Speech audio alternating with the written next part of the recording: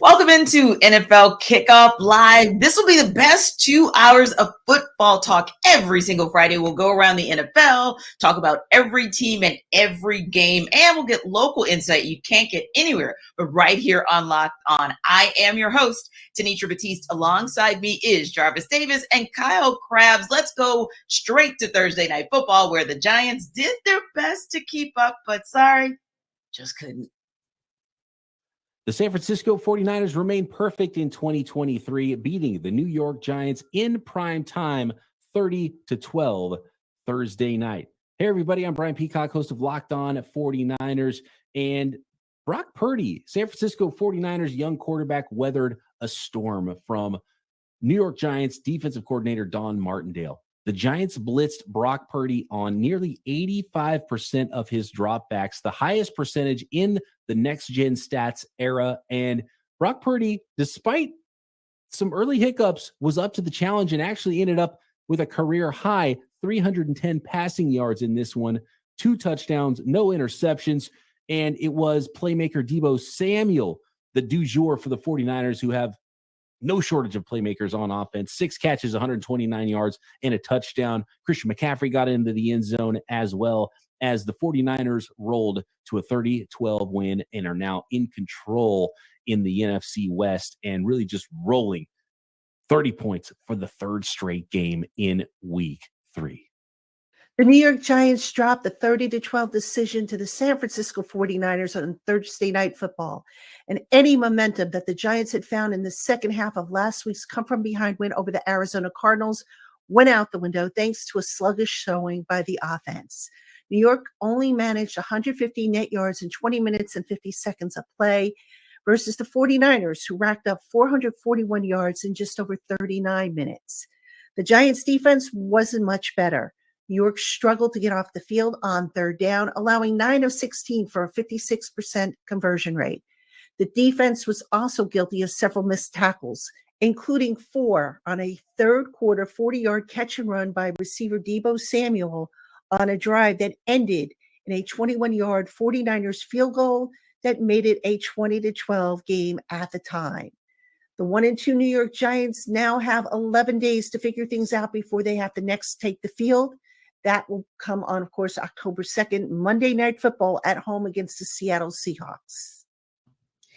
You know, it was scary if you are a Giants fan to see what you saw last night. I don't know if 11 days is going to make a difference. If you're a 49ers fan, it was a good look, and the rest of the NFC should probably be afraid. Yeah, Tanitra, I think it's not surprising to find out that the Giants struggled offensively the way that they did without Saquon Barkley and Andrew Thomas, who, if we're being honest, are their 2 best players on that side of the football. But talk about an all-time tough draw to get San Francisco in San Francisco with that defense, with how good that they are playing. Doesn't seem to matter who's really calling the plays. San Francisco's talent foundation defensively is just so strong. And you saw Nick Bosa show up with that sack that nearly resulted in a safety, and Fred Warner's flying around, and Noah Hufanga flying from depth. Not the game to not have your 2 best players on the offensive side of the ball. And I think the Giants called the game accordingly. You know, you looked up and you're kind of hanging around there for a little bit, but I'm not surprised they didn't have the horses. And if you're looking for what difference can 11 days make, maybe you get those guys back. And Saquon Barkley, he shared in the pregame show, I believe he shared it with Taylor Rooks, that he actually does have a high ankle sprain. So that is some cause for concern about what availability he's going to have. But that's what I'm looking to if I'm a Giants fan, saying, okay, we got to get this thing right. Let's get these best players on the field. I know our producer certainly hopes so, Kyle. But Jarvis, what did you see last night in terms of just the dominance that we saw from the 49ers versus, say, the Giants, who looked to stop that domination for a moment in time, and then they just couldn't? I think, Brock Purdy, was the way he was able to get rid of the football. I was just I was very impressed by that, because, we talked about, on the previous show about how am I a believer in Brock Purdy? I'm not saying I'm a believer, but I understand. I understand why San Francisco had so much conviction about him. I understand why they went ahead and moved on from Trey Lance and kind of took the brunt of the criticism that wasn't as great as we thought it would be. But so I think that Brock Purdy, even though Wink Martindale was throwing everything under the sun at him, as far as from a pressure standpoint, he was just exactly knew exactly where he was going with the football. As soon as that ball was snapped, it's almost like it was predetermined, because he gets that offense. He understands that offense, and obviously Kyle Shanahan is putting him in a great position to be able to make those plays. Kyle, did you see something in San Fran that made you think not just NFC, but that they're maybe one of the top 3 teams in the league overall? Yeah, I definitely think from a talent perspective, and look, San Francisco didn't have Brandon Ayuk in this game either. So, you talk about talent that's not on the field offensively. San Francisco had their fair share too. And I'm glad Jarvis mentioned, how Brock Purdy played the game, because I do think they called that game for San Francisco. And this is where Kyle Shanahan's great. And this is why I do think they're a top 3 team in the conference. They know what their players are. They play to their players' strengths. Brock Purdy came out kind of hot. He was missing some throws, and they dialed him back in. They called some screen passes. They got the ball easy into Deebo Samuel's hands with manufactured touches. They got it into Christian McCaffrey's hands with manufactured touches. And then next thing you know, Brock Purdy's throwing hot against pressure on a speed out in the end zone to Ronnie Bell for a touchdown. And it's that encapsulation of they put the bumpers on him when they need to, because he's still a young player. He only has 8 career starts. But then you see these flashes where it's like he gets the offense, and it doesn't always look pretty. It's not always perfect, but it's what we talked about last week, where you in a vacuum doesn't really matter so much as you amongst what your team is trying to achieve offensively. And I think the fact that Brock gets it with the offense does have me in a position to say, this is probably a top 2 team in the NFC conference. And then you look over at the other side of the fence. I do think right now this is a top 3 team. Now it's a marathon, but I'd put them in that stratosphere right now. Absolutely. Now, Jarvis, when something that Kyle made a good point about, when you look at the team in all fairness, and you look at the game in all fairness, yes, the Giants didn't have Saquon Barkley, but 49ers didn't have Brandon Ayuk, and you look across the entire league, and there are some issues all the way around when it comes to injuries. We, of course, heard, I believe, I'll say the biggest injury, maybe because of how well they're playing as a team, would be Trevon Diggs with the Cowboys. But we're also looking at 2 rookie QBs and Anthony Richardson in concussion protocol, and now Bryce Young going down. So early in the season, so many injuries. Is that something that really has you kind of scratching your head and kind of wondering if that's really going to be one of the big factors in determining who ends up on top at the end of the season? I mean, I think it's always been like that. I just think that, being that all of these injuries are happening so early on, I feel like, it's a little bit overstated, I believe. But I think just as to a reason why, here's my scenario. How about the fact that they don't play real football until game 1? They barely hit in practice, if at all. And then a lot of teams, or even down here in Atlanta, Arthur Smith, played the starting offense for 17 plays. How can you get ready to play football by practicing football? You get ready to play real football by playing real football in those real games when the quarterback can go to the ground. The quarterback understands, that is the opposing defense, and he can put me on my behind if I don't get rid of this rock. So I think that being able to, get into a rhythm, not only just to be able to establish a rapport with wide receivers and defensively, that's why you see the defenses are getting off to a pretty solid start. Because, those guys are able to just, you get down there and you go. But if you're not experiencing those hits, experiencing those things through 4 quarters, your body isn't going to be used to it. So I think that's kind of what we're seeing right now when you're talking about all these guys getting injured and everything like that. And so many guys are having to step in and like a Bell, a late round draft pick out of Michigan. He has to come and step in and be that guy, because guess what? He played a lot during the preseason because rookies got to play, because you got to make the club. So I think that's why you see some of those guys, some of these names we never heard of, or like Puka Nacua up in with the Rams. Those guys are stepping in and making plays because they've been playing. They've been playing real football. So I think that's what we're kind of experiencing at this moment. And the NFLPA will probably have a little something to say about that. We've already heard a little chirping about it as it relates to conditions on certain football fields being an issue or a concern as well. So we'll be following this story throughout the rest of the season. Now, listen, in New York, they're following the Jets to see if the Jets are going to jet. We'll talk about it in a minute. But first, Jarvis, let's talk game time. All right, folks, y'all listen up. I'll tell you about some game time, man. You know, you talking about all that planning and stuff. You know, your wife trying to say, hey, we need to plan 2 weeks ahead so we can go to the game and get some tickets. Bump all that. I need you to go to game time because wait till the last minute and go get these tickets. They're going to, I promise you, they're going to guarantee you some great deals because the tickets are right up to the day of the event, right? And you can get exclusive flash deals on tickets for football, basketball, baseball, concerts, comedy, theater, and more. So yeah, you can go to the game, get you some really good tickets, and then you can, you know, sweeten the deal, sweeten the pot with your wife and say, hey, baby, I'm gonna get these theater tickets right here. And we're not planning that either.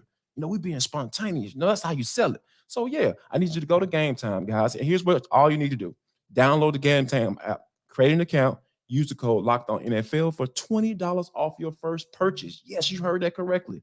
$20 off your first purchase. Terms apply. Again, create an account and redeem code Locked On NFL for $20 off. Go ahead and download that Game Time app today. Be spontaneous. Get some cool points with your wife or your spouse or however you get down and get those last minute tickets. Lowest price guaranteed. Now, Jarvis and Kyle, do you remember what you were doing on December 27, 2015? I know I don't, but Jets fans probably do because that's the last time the New York Jets beat the New England Patriots. Jets, of course, don't have Aaron Rodgers, but do they have enough to finally beat their division rivals? Well, John Butchko from Locked On Jets and Mike Devate from Locked On Patriots break down if they see the streak ending this week. Would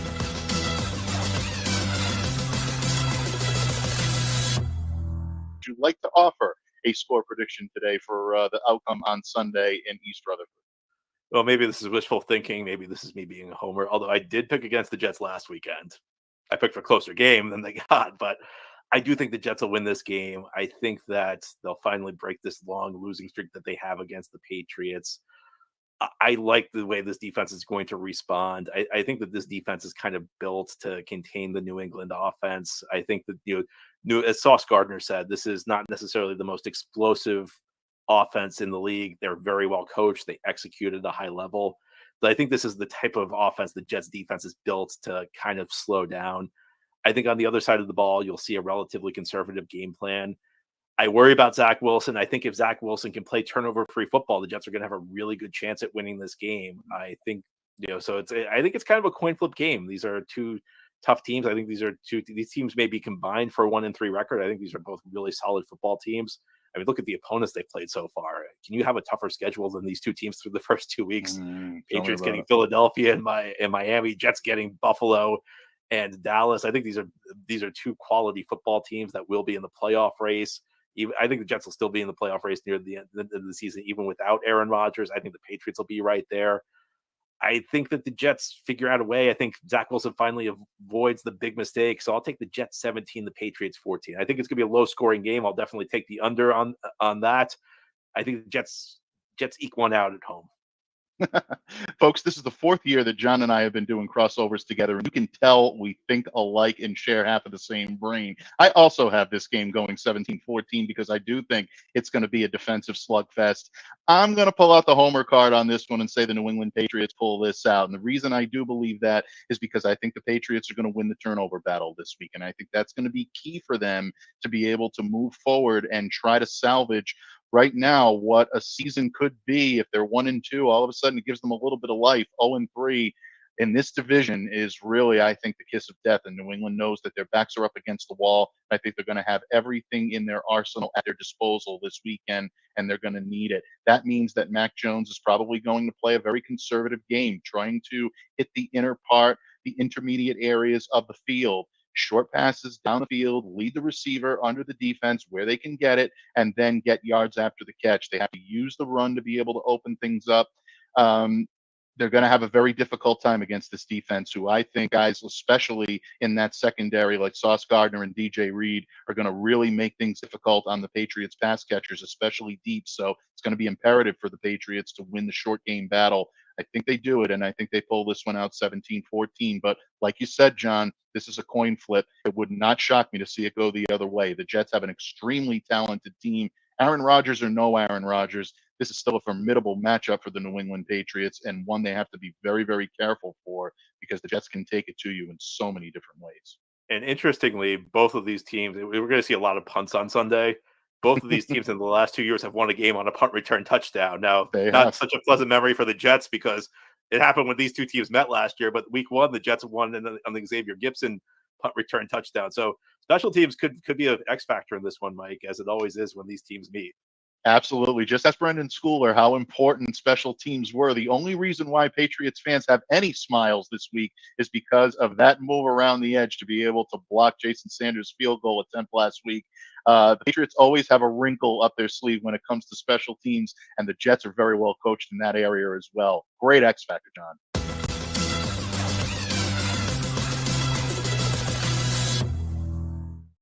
So we have the good fortune of having Mr. Locked On Dolphins himself right next to me, Kyle. And so, Kyle, you are very familiar with this particular division, and it kind of feels like right now it's the Dolphins and Bills, and then it's the other three, right? So what is it going to take, starting with the Jets, what is it going to take for them to get a W, and is that going to be something that lays at the feet of Zach Wilson? I just need 1 minute, if you don't mind, to fully bask in Mike of Locked On Patriots talking about, as the Patriots, a consolation prize of smiling over a blocked field goal in a loss. What a time to be alive. Wow. But I digress. Absolutely. Denitra, your question was about the New York Jets and their ability to win the football game. Zach Wilson needs to not do the things that Zach Wilson has done pretty much any opportunity he's had since he came into the NFL. So I know the optimism was, well, Nathaniel Hackett and Aaron Rodgers, and they've remade and fixed Zach Wilson. Why watch Zach Wilson go 12 of 27 and throw 3 picks last week? So at the end of the day, the New England Patriots play a very specific brand of football, which is we are close to the vest and we will let you beat yourself. The Jets can't beat themselves. So can you run the ball? What's the status of Dwayne Brown at left tackle? We don't know right now. You need to run the ball. You need to be able to give the ball to what you paid Dalvin Cook to come here to do, what you drafted Breece Hall to come here to do. You guys have to run the football and turn this into a grinded out game, because I do think the Jets have better defensive talent. The Patriots are really banged up in the secondary coming out of that week 2 game against Miami. I think if you're able to run the ball, the Jets have better healthy and available defensive personnel. But if you play field position and get caught up and try to do something or be something that you want it to be, but you can't be because Aaron Rodgers is hurt, the Patriots are exactly that team that is just going to lie in the grass and wait. And then when you let your guard down or you try to do something ambitious, they will jump on you and they'll probably win the football game because.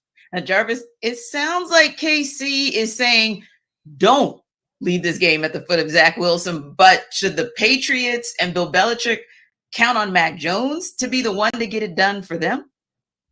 No, not really, to be honest with you. I think that Ramondre Stevenson is more than capable of carrying this team to a win, because at the end of the day, like, Bill O'Brien brought some stability to this offense. What did I just wait? Bill O'Brien. Bill O'Brien and did I just say that? Yes. Like, how does that go together in the sense? But I think that given what they were dealing with last year, and I ain't gonna even mention the coach's name, we already know who we're talking about. A first-time offensive coordinator, play caller ever, getting the opportunity to call plays for a young quarterback. I think that was just the worst situation Bill Belichick can put his quarterback in, and I don't think enough people have said that, just from a general manager standpoint. So I think that this game is going to be a grinded out. I wholeheartedly agree with KC. This is going to be a grinded out, pounded out game, and I wouldn't be surprised if they don't combine for more than 30 points in this game, because this is going to be something that, the Jets, Robert Saleh, he understands who Zach Wilson is. He's going to make sure that Nathaniel Hackett doesn't put this game in the hands of Zach Wilson. And I think know for a fact that Bill Belichick is not going to put this game in Mac Jones's hands, and he's not going to allow Bill O'Brien to do that either. So I think this is going to be something that it might be a game-winning punt returns that actually who gets the dub in this one. Indeed. Now you're looking at not putting either one of those teams and getting a W at the feet of those quarterbacks, but other than last week and the week before, anytime anyone would have said, put the game on the line and give the ball to Joe Burrow, everyone would have said that's a dub for the Bengals, right? But this season, it has been a struggle for Joe Burrow that is really a head scratcher, if you will. And so that's one of those teams, you know how we talk about teams that are 2-0 going into week 3, and they're a little bit surprising. Well, the Bengals are a surprise going 0-2. Granted, they played the Browns, and the Browns kind of smoked them. That was questionable. The Ravens, that's always going to be a back and forth for that AFC North. And now they've got the Rams, which might be an opportunity for Joe Burrow to kind of get back on track. But will this be the time where we end up seeing Joe Cool come back to his Joe Cool self? Well, I guess what's tough is he re-aggravated the calf. If Yeah. we didn't have to deal with that re-aggravation, I'm looking at this game and I'm feeling, really good. You might get a lot of points in this game, but I would expect the Bengals to outscore the Rams just based off of that depth chart right now is Aaron Donald and Ernest Jones and a bunch of first and second year guys, right? Like they got a ton of young guys on that depth chart. And some of them are playing really well, but they're still inexperienced versus the chemistry that you would expect Cincinnati to have. But JD talked about in the first segment, Bengals, Joe Burrow didn't play. He didn't play the entire preseason. He missed almost all training camp with the calf strain, had to get carted off. We were all freaking out about that. And I think it's just another testament of that. And you feel for Joe because he had appendicitis one year in the preseason. And it's just always been something for Joe coming into a year. So I don't think that we're necessarily in uncharted waters with a timing, chemistry, ball placement, not a lot of exotic scheme, but really just we're going to bank on our chemistry with quarterback and wide receivers, getting that reignited. And that's how we beat you. That's usually what they do. And not having the time, I'm not surprised with that. But is Joe Burrow going to play? What are the Bengals signed Reed Sinnett as a potential backup quarterback if Joe Burrow can't go? And as I'm sitting here really trying to wrap my head around that, if Joe Burrow doesn't play, I can't pick the Bengals to win the game. We just don't know. You really can't. You really can't because DeMar Chase and T. Higgins really, they don't have that chemistry with whether it's whomever it is, a guy not named Joe Burrow, right? Could be Jake Browning as well, I think is on their depth chart. But here's one of those situations where normally we would not say that it's going to be Joe Mixon. We wouldn't say that it's going to be the run game that's actually going to save the Bengals. But in this case, Jarvis, I feel like Joe Mixon in that run game, they're going to have to really step up and do some things because you're not going to be able to count on, definitely if Joe Burrow doesn't go, you're not going to be able to count on somebody that just walked into the practice room a couple days ago and is just now starting to catch up on schemes through films, etc. And the Bengals are going to need that defense to step up. Yeah, and I think it starts with running the football, right? Because that offense didn't get going, early on until they started giving the rock to Joe Mixon, whether it be passing to him out of the backfield or just handing it off to him. Because Joe Mixon is a very good running back. So I think that, I get all the, the pretty weapons all on the outside, Jamar Chase and T. Higgins and Tyler Boyd. You brought in Irv Smith at tight end. Yeah, that's all cute. That's real cute. But at the end of the day, when things are slow, when things are not working out how you want to in the passing game, you can always count on that running game, especially when you have a guy of Joe Mixon's ilk back there waiting to put that ball in his hand. So I think that, if they are able to, get, whether or not Joe Burrow plays, they still need to make sure they are implementing Joe Mixon into this offense, because here's the thing. That is what's going to ease him into the season. Like Casey mentioned, you have those instances where he's always dealing with something coming into the year. How about handing that bad boy off? And so he won't have to take that many hits or give him to him in a play action or give him to him some screen, give him some easy throws, get him going, and then you start going up top to your pretty guys outside on the outside of the those hash marks. So I think that If they're able to get that running game popping off, I really feel like they'll have a chance. But if Joe Burrow doesn't play like everyone has said on this show, yeah, I don't know what that offense is going to look like. No clue whatsoever. Sounds like we don't know. Can I jump in real quick? Yeah. So here's my concern with getting the running game going for Cincinnati. And I agree with you, JD. They're in 11 personnel 90% of the time on first down. They're in the shotgun 97% of the time through their first 2 games on first down. Yeah. Like, if you're going to do that, and I agree, you got to change some of what you're doing. You got to get up under center. You got to get some heavier personnel out there so that you can create gaps in space. Because if you're going to go spread 11 personnel and you're going to have on one side of the formation, it's just a split out slot wide receiver, you're not putting any structural stress on the defense. Right. And they're going to play nickel, and you're going to try to go 5-on-5 plus a tight end to fit a 6.5-man box. And that's just such a hard way to run the ball. I will be looking for what does 1st and 10 look like for Cincinnati. And if you get out of 11, and that's their DNA. They did that all year last year too. But if you're going to get this thing going and you're going to be a little bit more balanced, you have to change something with how you are putting personnel out on the field. Yeah. Well, it sounds like on Locked On NFL Kickoff Live, we are not so much buying what's going to happen with the Bengals, whether or not they're finally going to get in the win column this coming week. But we'll tell you what we will buy and why right after Jarvis tells us about Prize Picks. Hey guys, Jarvis Davis here for Prize Picks.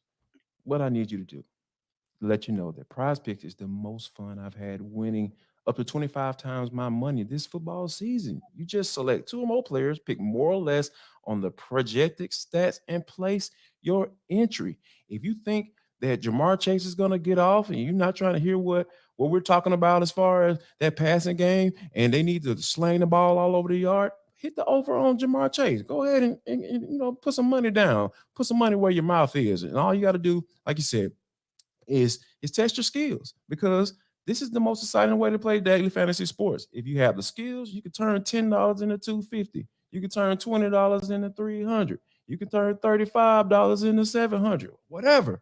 Just go to prizepicks.com. Here's what I want you to do. How do I play, Jarvis? Calm down. I got you, man. Come on, I got you. It's your boy. Go to prizepicks.com/LockedOnNFL and use code LockedOnNFL for a first deposit match up to $100. Yes, you heard that correctly. All you got to do is go to prizepicks.com/LockedOnNFL. Use code LockedOnNFL for a first deposit match up to $100. I'm telling y'all, Prize Picks, it is the daily fantasy sports made easy. Well, you know what is not so easy at this point in the football season is to figure out who we actually believe in and we think, hey, that's a good team that's starting out of the gates playing good, or a team that maybe they're a head scratcher because we thought they were going to be good, but they're looking pretty bad. So it's kind of one of those where we've got to figure it out. It's hard to tell.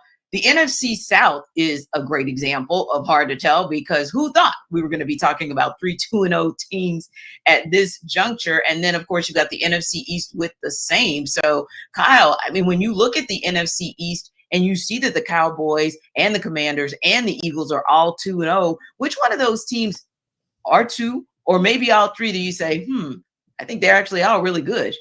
So I think you could probably draw a line in the sand and say half of the 2-0 teams I think are pretty good.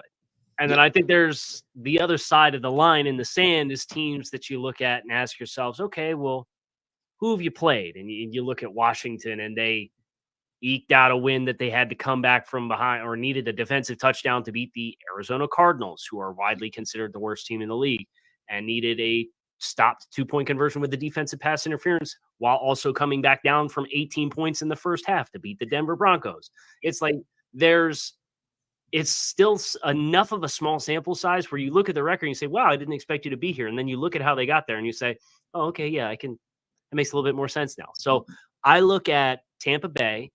I think the teams that Tampa Bay has played do not have the personnel to really challenge the issues that Tampa Bay has with their offensive line. You think about Chicago last week, right? And they got a defensive touchdown because they got a pick 6 on a screen pass when Chicago was backed up inside their own 5. So I think Tampa Bay is one that stands out to me. Washington's another one that I'm not buying as 2-0 teams, but I sneakily like those Atlanta Falcons guys. They very much have, and it's fitting because Arthur Smith coming off the Mike Vrabel coaching tree, they are NFC Tennessee with what Tennessee was, where they said it's smash mouth football. We're going to run the ball. We're not going to try to be anything that we're not. We're not going to panic if we're down 2 scores. We're still going to run the football and play hard-nosed defense. And they did all that. And it got him a win against Green Bay last week because they gave the ball to Bijan Robinson more than Tyler Algier. And lo and behold, we got that sweet Instagram clip of Bijan from the overhead shot with the ball moving around, which is probably the coolest football shot I've ever seen in my life. I think I'm buying the Falcons as a team that maybe not going to win double-digit games and have home playoff games, but is absolutely going to be in the thick of this thing to the end as far as a race for that division title, because 9 might get it done when it's all said and done. Interesting that you say that, because we all here in Atlanta say, hey, the only way they're going to probably get in the playoffs is to win the NFC South outright, and somehow they're going to probably need, but they won't actually need 10 wins to do it. So you're absolutely right about the double digits piece. And Kyle, they're getting potentially Jeff Okudah back. I think Jarvis would agree that in all likelihood, he's participated 3 days in a row in practice, looking like he's going to come back as well. But Jarvis, when you look at, and I'll swing up to Kyle's way, right? When you look at the AFC East, I mean, I think everybody would have been okay saying that the Dolphins were going to be 2-0, but I think you probably thought that the Bills would have been 2-0 as well. So maybe a situation where you're looking and saying, oh, okay, wow, those teams are good, but are they, it's almost like, are the Dolphins as good as 2-0 early sample size, and are the Bills as bad as 1-1, if you will? Or what are some of the teams that you're looking out there and saying, really good, really bad, or maybe worse than we actually think they are? I'm gonna start with Kyle's team. They are 2-0. Like, if as long as Tua stays healthy, I am buying the Dolphins all the way. When you're talking about what they're able to do with their offense with Jalen Waddle and Tyreek Hill and the burners that they are, and being able, and Mike McDaniel, the mad scientist, calling plays down there, coming off that Kyle Shanahan coaching tree. Like, I won't put him on Kyle Shanahan's play calling capabilities, but he's dang close. He's doggone close, Kyle. Yeah, so I'm buying them. I'm buying the Miami Dolphins all the way, and I'm gonna push back on the Washington Commanders. Hear me out, Kyle. They finally have a guy who knows what he's doing when it comes to coaching quarterbacks, cultivating quarterbacks. Eric Bieniemy is finally going to get his just due this year, as far as from a play caller standpoint, because a lot of people don't want to give him the credit because Andy Reid, he has the big old sheet, and Big Red out there just calling plays and doing his thing, and I kind of get that, but I think he went to Washington Commanders specifically to prove that, hey, I know what I'm doing when he calls plays, and I feel like he's putting Sam Howell in a good position to be able to do that. And also, to go along with that, we talk about the surrounding talent. We talk about the San Francisco 49ers and how Brock Purdy has all that talent on offense, and they have a bevy of talent on the defensive side of the football as well. Commanders got that too, specifically up front. Montez Sweat and Deron Payne. Deron Payne is out here just mauling folks. He's just having just an amazing season. It's funny how cats continue to play once they get that fat check, and he is just out there like, yes, I am worth every penny. So yeah, I think that when you have a team that has been so inept at that offensive position, on the offensive side of the football, and you have a defensive-minded head coach, I think that Eric Bieniemy is going to get his shine on this year, and I think you're starting to see the benefit of that early on in the season. I think Eric's biggest test, and I agree with you, I think he's done an awesome job from a scheme perspective, is the personnel up front on the offensive line. Where Andrew Wiley was kind of the big acquisition to play right tackle for them. And you look at some of the personnel, whether it's Charles Leno at tackle, or they had the upheaval at guard, and it's Cosme and Sadiq Charles and Nick Gates at center. We're going to find out in the next 2 weeks, because they play the Bills and then they play the Philadelphia Eagles. Agreed. So That for me is if Washington can pass the test and block up front the next 2 weeks and allow the scheme and the plays to develop for Sam Howell to execute it, then I think even if they lose both games, I could come back in 2 weeks and say, hey, they blocked them up better up front than I thought they would. They were able to put points on the board. I think I'm buying this team long term. But I just look at that. It's that age-old question of like, can you coach around the limitation on the offensive line, which is how I perceive them right now based off of what we have off the sample size? Because you look at Arizona and you look at Denver and you don't really see the disruptors that potentially could derail a game plan. Indeed. So I think we all agree on what we think about those 2-0 teams, but let's switch it up to 0-2 teams. The Los Angeles Chargers, 0-2. They're traveling to face another 0-2 team in the Minnesota Vikings. The Chargers are the 1.5-point underdogs in that one. So here's David Drogmeyer to sell you why the Chargers will cover that spread. The Chargers have had a really tough start to their 2023 season, obviously starting 0-2. But they are a desperate football team, and they are going to get back into the win column this Sunday, and they will cover the FanDuel spread of 1.5. And here is how they are going to do it. The Minnesota Vikings, they're a one-dimensional offense. They do not run the football. So that means you got to allocate all your resources to stopping the pass and stopping that very lethal threat of Justin Jefferson. Justin Jefferson is on an absolute tear. And so the Chargers need to make sure they know where he is at all times. I believe they will allocate those resources to stop him. I believe they will have a safety hanging over the top. I want the Chargers to double team him every single chance that they get. Remove Justin Jefferson from the game plan. Force anyone else on that Minnesota offense to beat you. And then as far as the Chargers on offense, the game plan, it's very simple. It's run the ball. The Philadelphia Eagles just ran all over the Minnesota Vikings to the tune of 259 rushing yards on 48 carries. They were very dedicated to running the ball, but they also were able to set up some shot plays and hit the Minnesota Vikings over the top for a couple of big, deep plays. The Chargers need that. They need more explosive plays. I think the running game is going to be able to allow them to draw the defense in and allow the Chargers with Justin Herbert and Mike Williams and Keenan Allen to hit the Vikings over the top and dial up some of those deep shots. I think that's very important. And I do believe that's going to happen in this game. And those are going to be the reasons why I believe the Chargers are going to cover the spread and they are going to beat the Minnesota Vikings on Sunday to improve to 1-2 on the season. But for more on this game and for more on the Chargers, please check out the Locked On Chargers podcast, your team every day. You guys buying the Chargers in this one? I am. Yes. You got me scared, man. Where did it go from? Oh no. Here's the thing, man. Like I really feel like this is a must-win game. Now, I'm not trying to be dramatic and everything. For both Jarvis or I think the it's a must-win for the Chargers for sure. Okay. Because Brandon Staley has to be on the hot seat because you talk about the weapons. Justin Herbert, everybody can probably potentially agree that it's a generational quarterback, right? And then you have the weapons on the outside with Mike Williams and Keenan Allen. And, they're able to put up points, but Brandon Staley is a defensive-minded head coach, and that defense just hasn't been anything worth speaking of. And I really see this game turning into a shootout because we all know when the Minnesota Vikings just traded for Cam Akers, and now they try to see the value of a running back or having a capable running back. Now that's okay. Now you're trying to do that. Now you understand.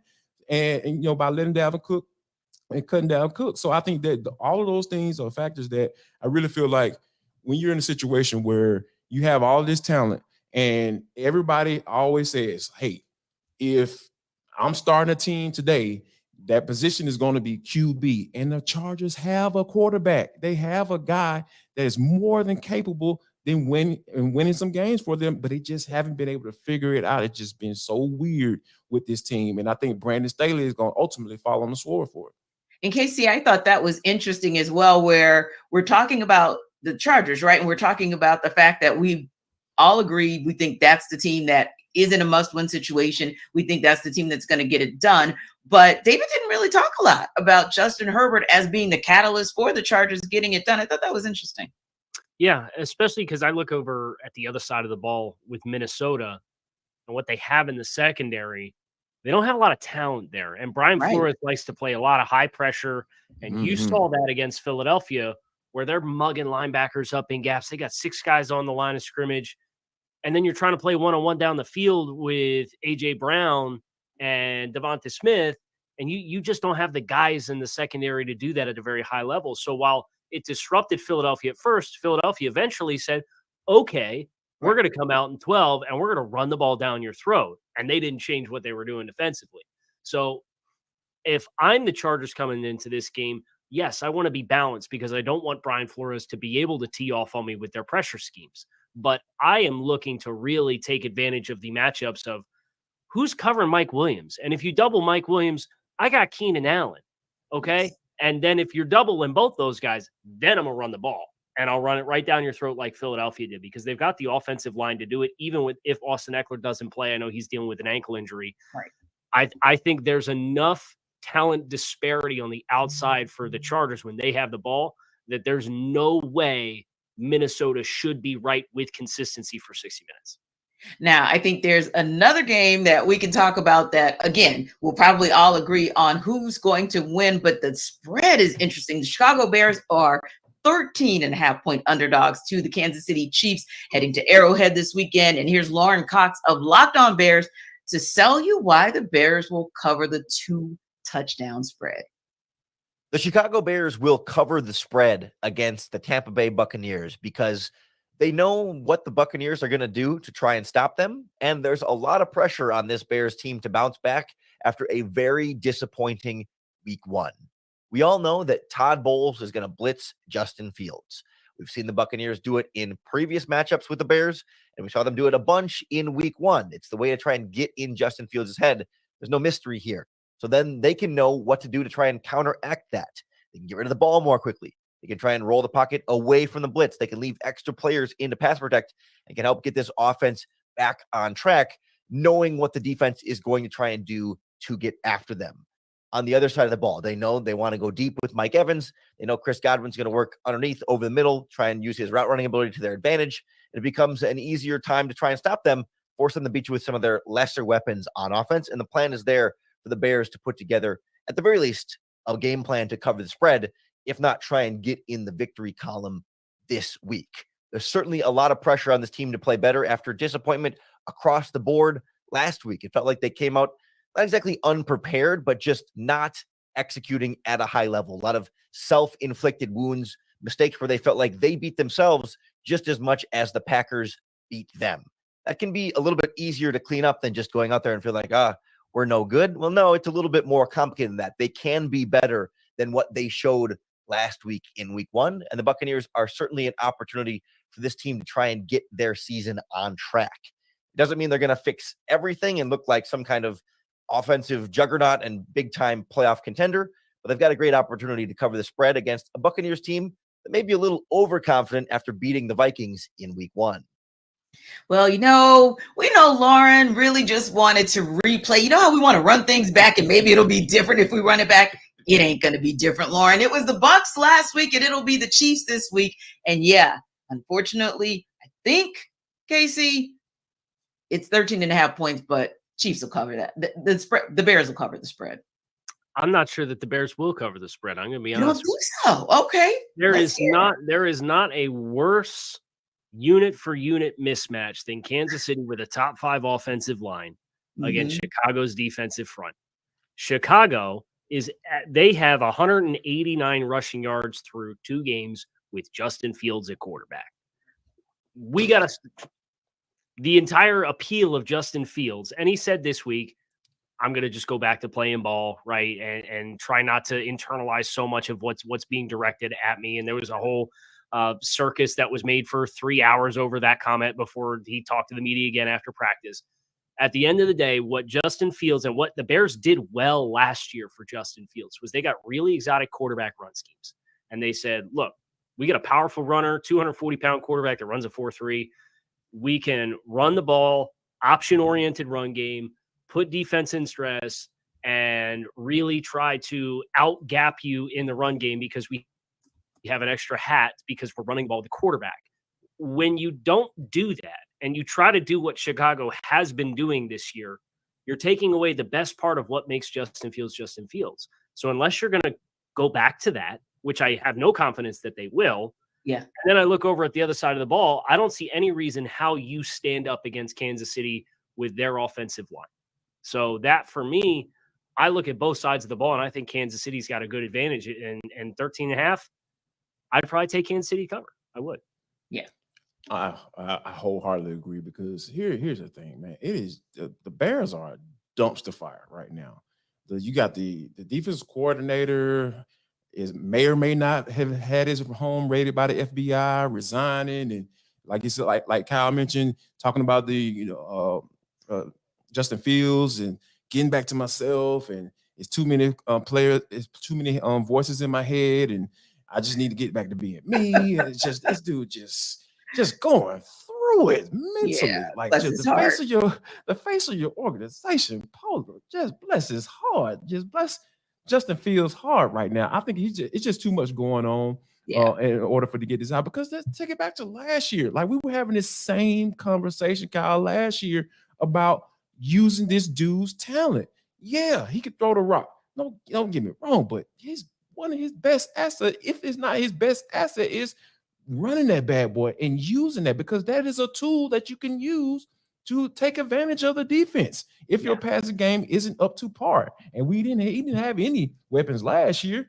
They traded a second round pick for Chase Claypool, who has just been awful since he stepped into Chicago. So I think right now it is just we're having the same conversation about Luke Getsy trying to figure this thing out. It took him 7 games to do it last year, and they finally was able. You saw some of that greatness that they were able to take advantage of by using his legs to be able to run the football. And you talking about 189 yards 2 games in? That is absolutely ridiculous. And you got a running back in Roschon Johnson that you need to use more as well. So it is so.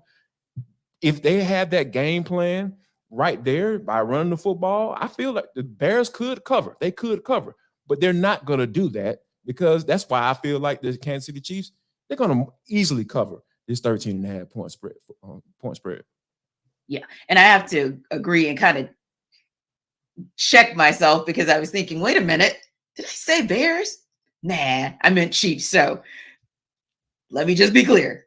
I think that the Chiefs are going to be just fine covering that spread. It'll be interesting to see, though, how this goes down, because, I think even more so than covering the spread, it's what's going on internally with the Bears, and whether or not how they're going to make it through this entire season is a bigger deal for them. Now, you look at the Denver Broncos, another 0-2 team, and not so much internal issues. It's almost like they just can't get it done and close out at the end of the games. They're headed to South Florida, so they're going to have a serious test with Kyle's team, the Miami Dolphins. The Broncos are 6.5-point underdogs. Cody Rourke of Locked On Broncos, however, is here to tell us why the Broncos will cover that spread. This is Cody Rourke of Locked On Broncos, and the Denver Broncos head into Week 3 Sunday showdown in South Beach against the Miami Dolphins as 6.5-point underdogs, according to our friends over there at FanDuel Sportsbook. So why do I think that the Broncos will cover the spread here against the Dolphins? Well, let's take a look at maybe some circumstances here through the first 2 weeks of action. When you look at where Denver's offense is at with Sean Payton and Russell Wilson, they're 3rd in the NFL in plays per drive and yards per drive. They're 1st in the NFL in points per drive. Now, granted, sitting at 0-2, something doesn't add up here. And we saw the Broncos collapse in Week 2 against the Washington Commanders. Denver can put up points. The offense is better, though they went through a little bit of a stalwart last week against the Commanders from the second quarter until a little bit late in that fourth quarter, where they came back and had the Hail Mary there. Denver has the pieces and they have the tools, but it's about establishing balance on the offensive side of the ball here. And I think the number one thing that we've seen, Denver's offense going against the Miami Dolphins defense, now coached by Vic Fangio, former head coach of the Denver Broncos, and former Broncos outside linebacker Bradley Chubb playing there, is they love to pressure and they love to force offenses to throw the ball short. They rally and tackle. Denver capitalized on downfield plays last week against the Commanders, and then they went away from it entirely. You have to dictate the pace here. And I think if the Broncos offense can continue to maintain the efficiency that they've had on the offensive side of the ball, they will cover the 6.5-point spread here this week against the Dolphins. I think the bigger question in the wild card is, can Denver's defense, which is right now one of the bottom-ranked units in the NFL, can they find a way to mitigate the big explosive plays from Tua Tagovailoa and Tyreek Hill, Raheem Mostert in this game? That's the question here. But if Denver can do things offensively in the way that I think they can, they will cover the 6.5-point spread. Well, Kyle, this is right down your alley, up and down your alley in South Florida. So how's it going to go down in South Beach this weekend? I am very encouraged by the way that practice has gone for the Dolphins this week with Teron Armstead, who didn't play in the first two games as a high-priced offensive tackle. I know y'all in Atlanta know him really well from his time in New Orleans.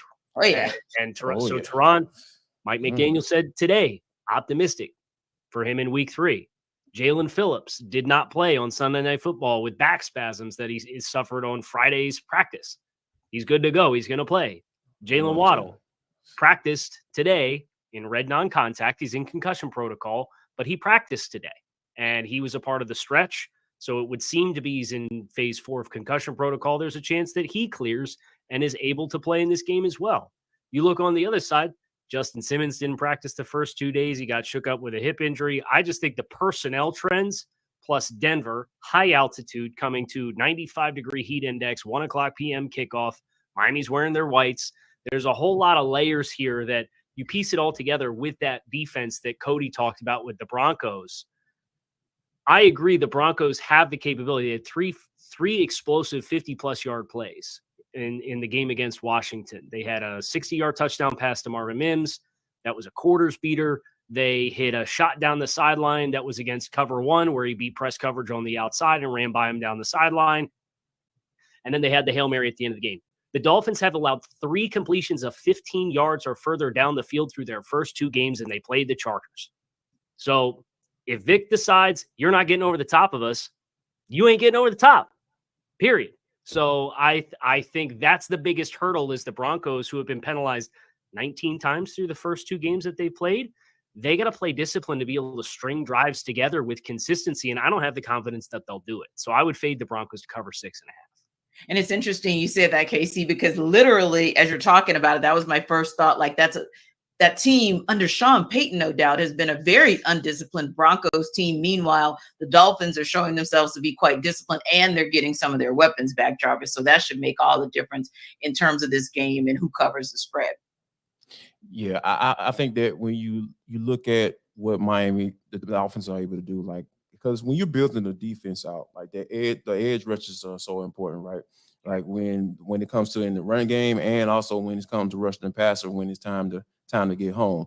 And when you got guys like Bradley Chubb, a guy like Jalen Phillips coming back, and I absolutely love that cat coming out.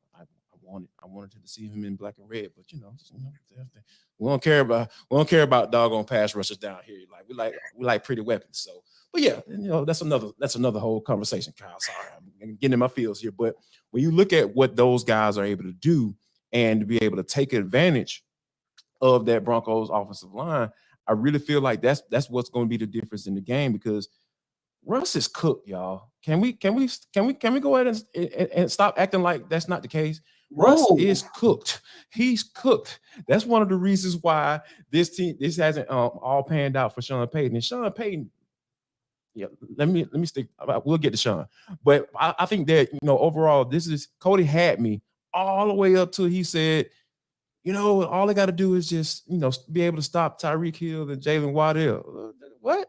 All you got to do? All you have to do, right? One thing that I learned in life, T and Kyle, if somebody starts to send off a sentence by saying all you have to do, I normally turn my ears off, because more than likely it's probably going to be come hell high water. You're gonna have to be able to say, hey, you know what? I don't know about that. It's gonna be a pretty difficult task, and I think that's gonna be another reason why I feel like the Broncos will not cover that spread. Yeah, that'll be an interesting game. That's an intriguing matchup. I can't wait to see what happens. Now, I know you guys can't wait for round 2 from this NFL Kickoff Live crew, but if you're hungry, you probably want to hear first about DoorDash. Let me ask y'all something. Jarvis Davis here for DoorDash. Have y'all just been sitting at the house and saying, you know what? I'm hungry. but I don't feel like driving. I don't want to go anywhere. Guess what?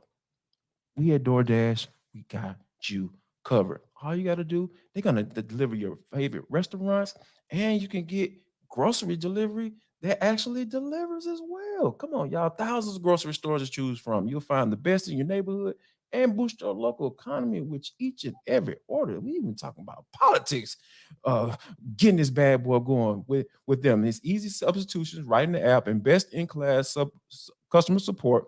DoorDash delivers groceries exactly how you want them. Exactly what you want right there to your door. So all you have to do, guys, if you just hold, you like, Jarvis, you got me.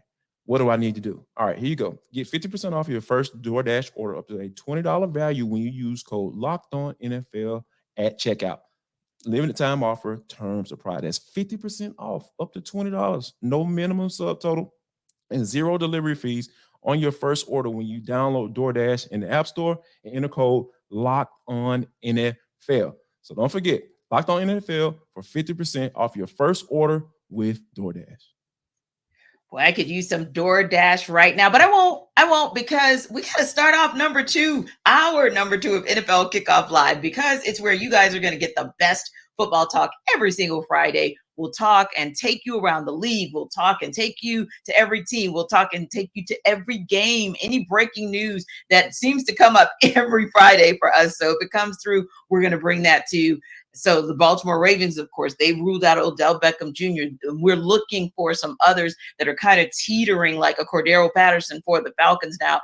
Just a few minutes ago, right here on Locked On, that's the kind of thing you're going to hear from us. Moments ago, we heard this, then you'll hear from us as well. So I'm Tanitra Batiste. Still got my guys, Kyle Crafts and Jarvis Davis, right here to bring you all the tea. Now, I'm going to give you guys a couple of team names, and I know that nobody said these were the teams that were going to be 2-0 heading into week 3. At least not all these teams, right? Cowboys, Ravens, Dolphins, Eagles, Commanders, Falcons, Bucs, and Saints. Now, we talked a little bit about some of these teams before, but when you bring that group together as the teams that have 2-0 records, there are a couple of those teams that do not belong in the conversation. Kind of like one of these things is doing its own thing back in the Sesame Street days. Which teams actually don't belong in the conversation of good teams who are 2-0? Let's start in the NFC South. How about the New Orleans Saints? Absolutely. Oh my! Shots fired at Ross Jackson. They do not deserve to be in this conversation because guess what? Derek Carr is a loser.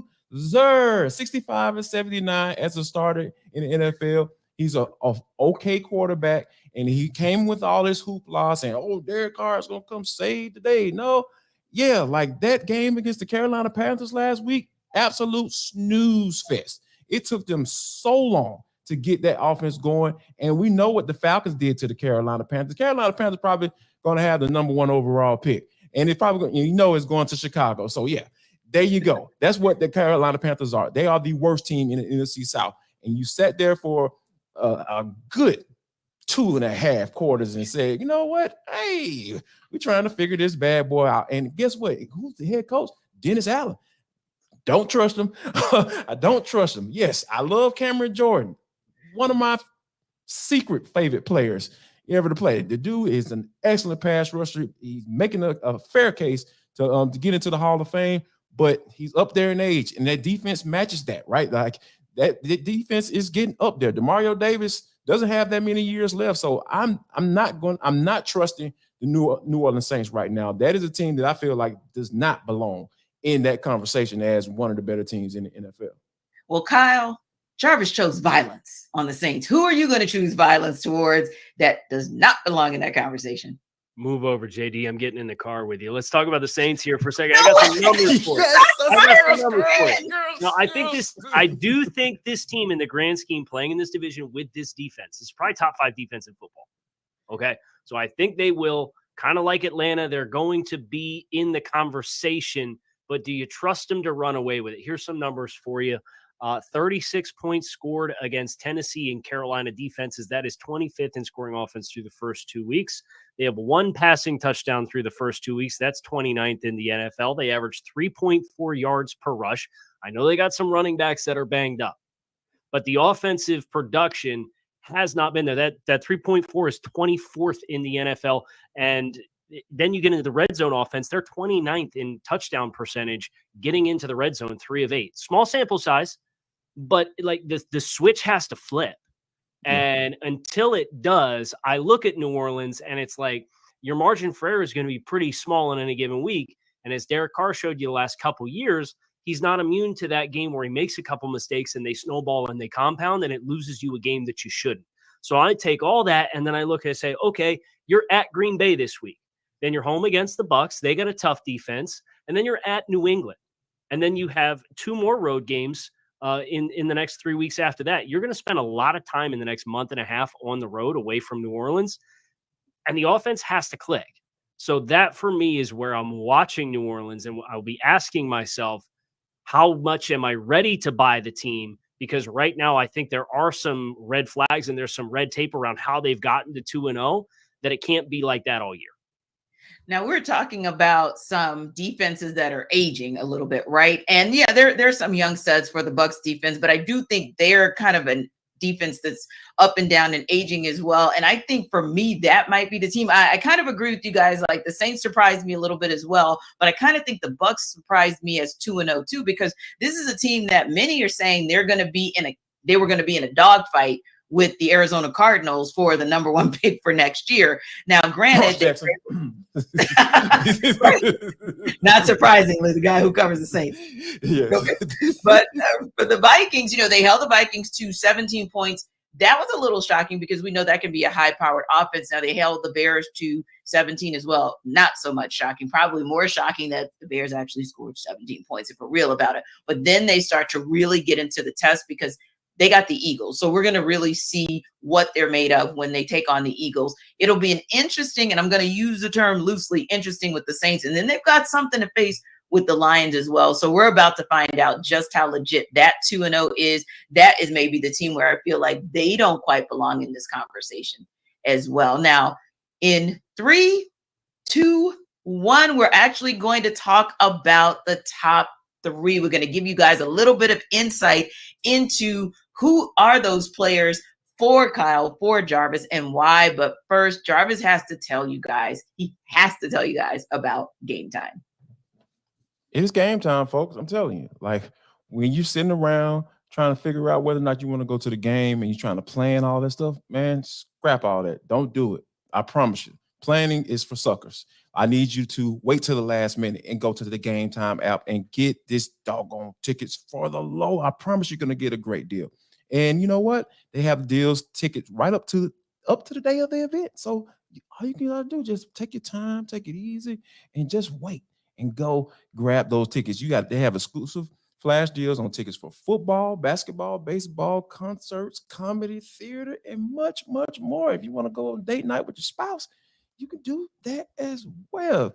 The Game Time guarantee means you'll always get the best price. If you find tickets in the same section and row for less, Game Time will credit you 110% of the difference. How about that for a guarantee? So yeah, wait till the last minute and go to gametime.com/NFL and download the app and use code LOCKEDONNFL for $20 off your first purchase. Yes, that's $20 off your first purchase if you use the code LOCKEDONNFL. Download Game Time today. Last minute tickets, lowest price, guaranteed. Jarvis, people sleep on that low-key but effective way of purchasing tickets. I am a believer in, you wait until the last minute and you'd be amazed at what it is that you can get. So yeah, definitely check out Game Time. Now, every week we kind of talk about these 3 players that we want to watch, right? We're intrigued by whether or not they're going to be the difference maker for that particular team in that particular game. And we happen to be going into week 3. So let's talk a little bit about players that you want to watch and why. Jarvis, give us your first player, and then Kyle, come back and give us who your player is as well. And then I might give you guys a sneak peek into who I'll be watching this week as well. You know what? The first guy that comes to mind, it has to be Desmond Ridder, because like I said, he's been shaky to start games off, like to be quite honest. And for him to be able to come through and make plays when he he's called upon to, because like you said, Arthur Smith is the type of coach that's not going to put his quarterback in bad situations. He's going to make sure of that from a play calling standpoint. And he had against the Green Bay Packers, he had a couple dropped interceptions that probably could have turned into pick sixes. So I think this week against the Detroit Lions, going up against an offense that can put some points on the board, Jared Goff, they're going to push that ball down the field when you talk about Amon-Ra St. Brown and having a guy like an explosive player out of the backfield and Jahmyr Gibbs. Those are the type of guys they're going to be able to put the points on the board. And I think that if you get to a point, if your defense gets caught off guard and you get into a shootout, can you make plays? Can you get your team in position to be able to have more points than the opposing team once that clock strikes zero? How about you, Kyle? Who's your guy to watch? I'm going to give you 5 guys, and it's the Pittsburgh Steelers offensive line. Okay. Yeah. You're talking my language. My language. So Pittsburgh's 1-1. You had the fourth quarter come from behind victory in which you had -7 yards of offense and 9 first downs in the game in the fourth quarter to come back in week 2 against the Browns.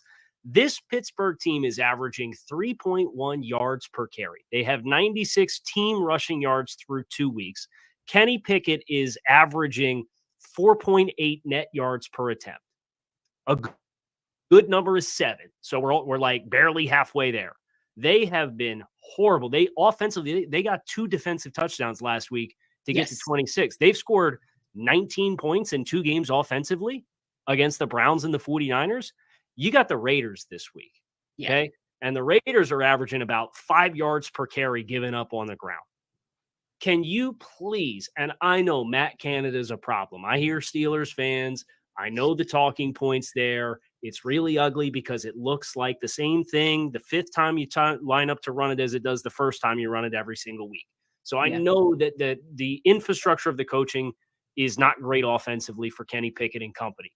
Right. But all of that to be said, you guys got to figure this out. You guys have to get something going. I don't care if it's George Pickens. Maybe you should try to throw it to Pat Freiermuth, who has 2 catches for 5 yards in the first 2 weeks, is one of the better tight ends in the game.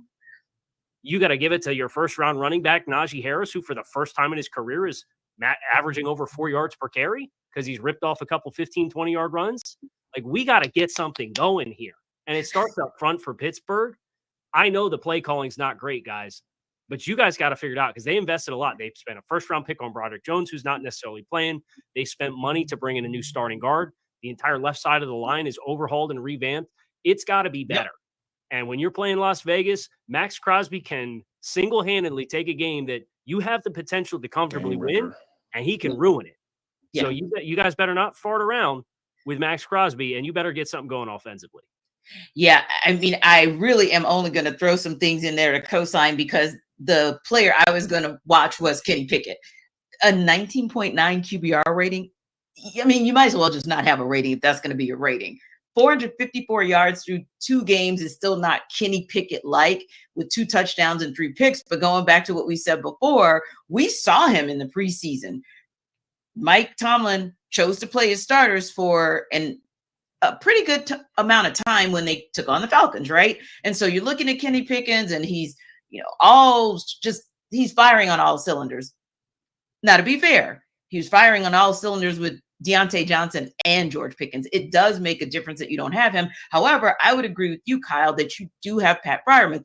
And the Steelers are one team, one franchise that has been known to be able to take advantage of a good tight end, whether it's that tight end on the receiving end. Tight ends are always expected to be excellent blockers. They're almost like that 6'0 lineman for the Steelers. So, yeah, I definitely need to see it. But I'll be honest, when I go with, I'm going to use it loosely. I know we said 3 players to watch, but since you went for 5 players, I'm going to go with a non-player and say, God darn it, I am watching Matt Canada because I am absolutely sick of the way that he calls games. So I do think that while, I need to see better from Kenny, I need to see better from the O-line, I need to see better from Matt Canada as well. How about you, Jarvis? Are there any other players that you want to go with? Because I'm just, like I said, I went with my coach and I went with my players, and I probably would say, just to kind of round out my three, if you will. Going back to the Falcons, I am very interested. Jerry Gray, who's the assistant head coach on defense for the Falcons, talked about the fact that he doesn't necessarily want Jeff Okudah to play with too much emotion. And Jeff Okudah said, hey, I'm over it. I've moved on. I'm not there. But low key, he has to have a little something that kind of makes him a little motivated when he gets back to the Motor City. So I'm interested to see. He's my guy that I'm going to be watching to see if Okudah can show us Okudah things in his first game with the Falcons in the regular season. Yeah, that's going to be an interesting game to watch for sure, because it's a lot of I feel like there is, when you think about the teams that the Falcons have played, defensively, like from a wide receiver group standpoint, Carolina Panthers and the Green Bay Packers sans Christian Watson. So that's what we talk about. They have gone up against. So I think this is going to be the first true test, because I feel like AJ Terrell is going to have a task at hand, because Amon-Ra St. Brown is the type of guy, he's going to get his regardless of what you try to do or scheme, or the dude just going to end up with 6 or 7 catches, 75, 80 yards, depending on whether you give up those explosive plays or not. So I think that, AJ Terrell is a guy, along with Jeff Okudah, and it looked like he's in line to play. Yes. This secondary is going to be tested, and I'm very interested to see how they respond, because this is going to be that first real test for the 2023 season. Indeed. Kyle Krabs and Jarvis Davis. The New Orleans Saints fan base does not like the fact that you chose violence against their team in our last segment. I was happy. Yeah. Shocking. They got a problem. They got a problem with that. You see, Jerry G says Saints run this. Their team is garbage. Talking about the other teams, I think they're talking about. But yeah, they have a problem. Tiffany Tyson says, don't matter if they feel we belong. We are here. So shots fired back from Saints Nation. Herschel, Saints for life. What are they going to say when we're 4-0? What say KC and JD? Well, I'd like to establish, I did say they're the top 5 defense in football. You did give them credit for that. I think that's very important. And it would be low-hanging fruit. In the earlier segment, I went in on the Commanders. I didn't want to just bludgeon Washington all over again. I went hard at Washington as a fraudulent team. So I just am saying, I agree, and as it was about red tape and big-time concerns. Derek Carr's getting sacked on 10% of his dropbacks this year. Trevor Penning hasn't looked great. Right? So you can only play the games on your schedule. You're 2-0. But the sustainability of it is where, when I look at New Orleans, that's what I am worried about. I think they have a realistic chance because of the defense to be in this conversation. But I look at the problems that they've had offensively in 1-point win over Tennessee and against Carolina. And you ask yourself, okay, what happens when you get in more robust matchups? Yeah. You have to be able to put more points on the board. You can't take so many negative plays. So that's where I'm at with New Orleans. Yeah. Now, where they may end up being 4-0, and where they may end up, and when I say running the table, meaning being right there with the Falcons, contesting for the division title, is the fact that both of those teams have the easiest strength of schedule for this season. So when I look at them saying 4-0, meaning Saints Nation, I'm like, well, it's possible, because you could certainly see them beating the Packers, and you could see them beating the Bucs. But Jarvis, they fired some serious shots. So you want to fire back? The educational system that I'm hearing right now with the whole 28-3 jokes, you ain't got anything else. Come on, I understand, you can bring that up at any point, but why would you even bring that up? This is where we are. We're in the now. Huh? Right. Jarvis was I've never heard that before. What does that mean? 28-3. The score of the Super Bowl before Tom Brady. No, I know. I'm helping out. He gets out. triggered, Kyle. Right. He gets triggered. You know what I'm saying? He'll be rocking back and forth in a little while. Saints fans are so distraught with the smell of that city and that town, that they can't even smell the fact that Dennis Allen is a fraud. He's an absolute fraud as a head coach. Why do you all trust him? Why do you put your trust and your faith in Dennis Allen? Defense coordinator? Absolutely. No doubt about it. I'll hire him as a defensive coordinator if I was running my own team, but I dang on sure I'm not going to hire him as my head coach, and I just don't trust him. Like I said, the Derek Carr stuff, I didn't buy it when they brought him in. I was just like, okay, what is that going to do? Like, you're still going to be an average football team. So I think that right now where the Saints are, given like the sustainability of, like, we've seen these games. I watched the game last week against the Carolina Panthers. That can't last. If Derek Carr can't consistently go out there and be the quarterback that he's paid to be, you're going to be exceptionally average going forward. Thank you. And Dennis, thank you for this PSA. So in Dennis, I'm Jarvis Davis, and I approve this message. You approve the message. That from our guy who definitely gives us all the great messages for our sponsors. Now, there are actually a couple of games that I'm interested in checking out this weekend. And you already know one of them, of course, is going to be the Steelers game, because I really want to see if they can find a way to take advantage of the Raiders and kind of finally get it together. But the Washington Commanders game could be an intriguing one as well, because as we mentioned, a little bit of a surprise that they're 2-0. So this week they get their chance to prove whether or not it's legit against a Buffalo Bills team that is surprisingly not 2-0. How did the Commanders prove they belong in this conversation? Well, David Harrison of Locked On Commanders and Joe Marino of Locked On Bills, they're going to look at how they think this must-see game is going to flesh out.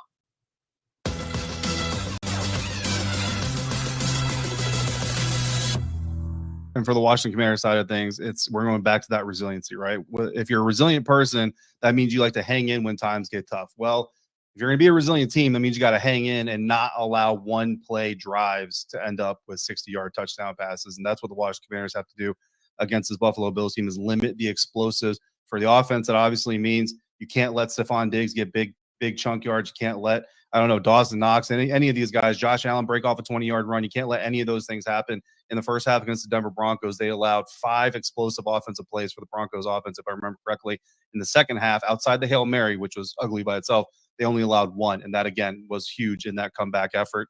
On the offensive side of things, right, what are explosive defensive plays? Big sacks, strip sacks, interceptions. You cannot turn the ball over. You cannot let the Buffalo Bills defense feel comfortable in your house. You got to keep them on their toes as best that you can. And if you do those things, you hang in this fight.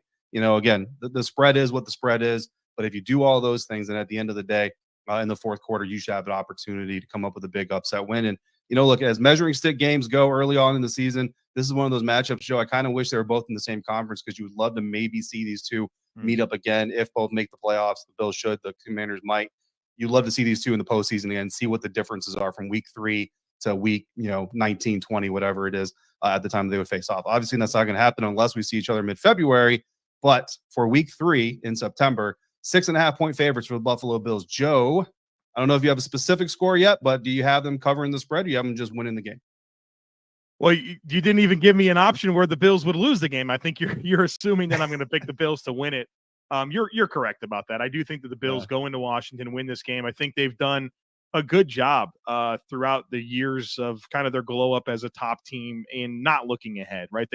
They're very much week to week. They focus on their opponent. They respect their opponent. Josh Allen, I don't know if I believe him, but when he was doing Kyle Brandt's basement last year, he was always like, I don't know who we play next. Like, okay, buddy, you probably do, but they certainly do embrace that. And I think that they're not going to overlook Washington. Obviously, there's the relationship between Sean McDermott and Ron Rivera that, of course, is something, storyline in this game. But it's going to be an interesting football game. You mentioned some of the explosive plays they gave up in the first half against Denver. The Bills didn't necessarily have the explosive plays against the Raiders. Only one pass that was targeted more than 20 yards down the field. They were able to kind of stay patient and embrace that style of football. Will they do that against Washington? Will Josh Allen go out there and want to put the ball down the field? It's going to be an interesting opportunity to see what this football team looks like against Washington, because I think it presents just a really different matchup on both sides of the football than what we've seen in the first couple weeks of the season. But I do think the Bills go into Washington, get a win. I have it at 27-17. I think they cover.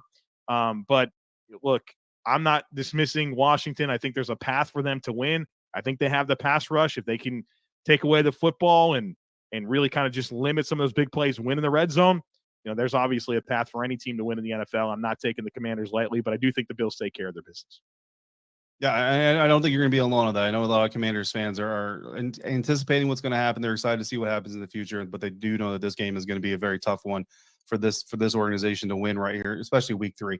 And I do think the Washington Commanders, like I said just a minute ago, week 3 Washington Commanders versus say week 13 Commanders are going to be two different teams. And hopefully health is on their side and that helps them continue to develop. This is a team on the rise, I believe, but I don't think they're ready for a matchup like this one just yet, going up against the Buffalo Bills. And I do think that the Bills win this thing, but I'm going to go 27-21. So if you want to take the Commanders and the points at FanDuel, I believe that you'll probably be happy with that. I would probably stick to money line bets with this kind of thing, though. And unfortunately, if you're going money line, you're probably going Bills on that one. But I hope Locked On Commanders fans, listeners, every day, as you know, that I value being honest above all. So you kind of had to see that coming.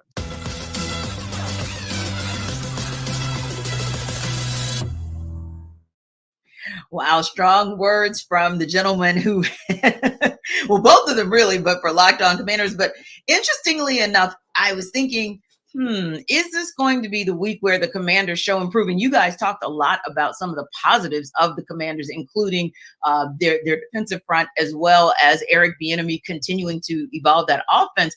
But this could also be an opportunity for Josh Allen and the Bills to show that, hey, we're back to playing Bills football. We're now 1-1, and we're just going to keep up with that momentum that we started in week 2. Yeah, last week against the Raiders, everybody was running wide open. I think that Josh Allen was just slinging the ball. Look, Josh Allen was slinging the ball all over the yard, and just for him to be able to he looked like his old self, because that first week 1 he was like we haven't seen that since rookie year. What's going on? Who's this Josh? Like, are we falling back down to earth now? But I think that the Raiders were the perfect matchup for them, and I think that they're able to take advantage of it like they were supposed to. So I think that the Bills are in a good space, and I think that the Commanders are going to have to, if they get to Josh Allen, and I believe they can, because like I said, they have the rushers to be able to do so. Like we spoke about earlier, they're going to have to get this dude on the ground and make sure they put him all the way to the ground, because Josh Allen is a huge human being. Like, that's not an average size quarterback. So he will try to get that ball off, regardless if you have him hooked by the legs or not. And Kyle, that's a great point that Jarvis makes, because the Josh Allen that we saw in week 1 was like that Josh Allen of old, the guy that we say is a turnover machine, because he had 1 touchdown and 3 interceptions in that overtime loss to the Jets, whereas we saw new look Josh Allen throw 3 touchdowns and actually come out clean with no interceptions last week against the Raiders. So is that the Josh Allen that we're absolutely going to have to see this week in order for the Bills to beat the Commanders? I think Buffalo does have a little bit of margin for error in this game. Nobody has 4 turnover margin for error. Case in point, the way that week 1 went. And I know as well as anybody the challenges of getting Josh Allen on the ground, because Josh Allen tombstone pile drives Kyle Van Noy scrambling on the edge a few years ago against the Dolphins. And that week 3 game last year between those two teams, Buffalo with that frantic drive at the end of the game, and he's in the grass 4 times and still gets the ball out. And they try to get up and clock the ball to kick a long field goal. So the challenges for Josh, I think he's the most physically imposing quarterback in the league. And it's with all the ways that he plays, and you really admire the way that he lets it all hang out there, as far as being aggressive to get the first down or get the ball over the goal line or be aggressive with throws. Now, there's times where it's appropriate to do it and not. And facing New York on Monday Night Football felt like, I'm going to try to make big plays happen. We're in prime time. It's week 1. It's the season opener. We have expectations this year. Good bounce back game. It's always going to be a little bit of walking the tightrope for him to have the right balance of that mentality. But I do think Buffalo, because say what you about 1-1, they're statistically top 10 in like every major statistical category across the board on both sides of the football, from yards, points, efficiencies. Just you turn the ball over 4 times and gave a punt return for the Jets in overtime to lose a football game. So, I don't think you'll see crazy superhero Josh Allen this week. I think that they'll put more resistance up than the Raiders did last week. But I also don't think you're going to see that big regression back to kind of the roller coaster of a lot of negative self-inflicted wounds either. Yeah. And when I look at Josh Allen, definitely, like you said, Kyle, as long as he plays a smart brand of football, as long as he plays a clean game, they should win that game, right? But if you look on the flip side with the Commanders, I think going back to Jarvis, your earlier comment about Eric Bieniemy, and we'll kind of call him a little bit of the QB whisperer, if you will. Can he put Sam Howell in a position, or will he put Sam Howell in a position if it comes to this and it's tight down the stretch in the fourth quarter for Sam Howell to be able to win the game for the Commanders? Yeah, I think so. I believe so. I feel like there are a lot of things that are going to have to fall into place for the Commanders to be able to get that. One, they're going to have to not turn the ball over because, the Bills, look pretty suspect against the run in week 1. They tightened that up in week 2, and they were able to get some pressure on the quarterback as well. So I think that the Commander, I almost called them the Redskins. Sorry. Yeah, they're going to have to protect up front, and I think you do that by starting off by running the football and being able to establish yourself with guys like Brian Robinson. So if they're able to establish the run, make sure it's a reoccurring theme here. I understand the NFL, everybody want to throw the ball and look all cute and everything like that, but you have to be able to run the football to balance yourself out, especially when you have a young quarterback who you're trying to groom and not trying to put in a bad situation. And because play action can be your friend if you run the ball successfully. And I think that once you get those things going together, it can be a beautiful thing. And I think that if the Commanders are able to get that running game going, I really feel like they'll have a chance to at least be in this football game, and 1 or 2 explosive plays can be the difference for sure. And we saw it up close and personal for ourselves last season when the Falcons played the Commanders, just how important, explosive, and unstoppable Brian Robinson can be. And then they got, and Antonio Gibson as well did a number on the Falcons too. So yeah, you absolutely can put the ball in the QB's hands, but to both of your points, you have to be able to at least keep those defenses honest with your run game in order for it to be competitive and in order for you not to be predictable. So it'll be an interesting game. It is one of the more intriguing matchups for the weekend. So I know I'll definitely be checking on that. But in the meantime, we want you to check out what we'll buy and what will sell maybe in the Jackson 5 coming up. I know you Saints fans are so ready to see Ross Jackson, and you will. But first, Jarvis has to tell us about Prize Picks. Jarvis Davis here. Saints hater. No, I'm just kidding. I promise I'm just kidding. I don't hate the Saints. They all right. They whatever. It's New Orleans, whatever. Anyway, Prize Picks is the most fun I've ever had, guys. Winning up to 25 times my money this football season. You just select 2 or more players, pick more or less on the projected stats, and place your entry. So yeah, y'all got all that information about how you feel about your team and all that stuff in the Saints. Bet the over on Derek Carr in. Bet the under on interceptions. Yeah, do that. Put your money where your mouth is because that's when it matters. So yeah, go ahead and do that. Go ahead and test your skills out. Test your team and see if you can turn $10 into $250. All you got to do is just do a few taps. Hey, find Derek Carr, see where he is, see what that over-under is on that number, and bet the over. Go with it. Yeah, I need y'all to do that. Go win some money because all you got to do is go to prizepicks.com/LockedOnNFL. That's prizepicks.com/LockedOnNFL and use code LockedOnNFL for a first deposit match up to $100. That's all you got to do. Locked On NFL. Drop the code in. prizepicks.com/LockedOnNFL. And plus, guys, Prize Picks has got you covered. They're going to do everything they need to do so you can get you some money. Daily fantasy sports made easy by Prize Picks. And who doesn't need a little extra cash? We definitely appreciate that, especially the people in New Orleans, because Jarvis seems to think that our city is stinky, not good. You got comments and commentary. Bourbon Street is a little stinky.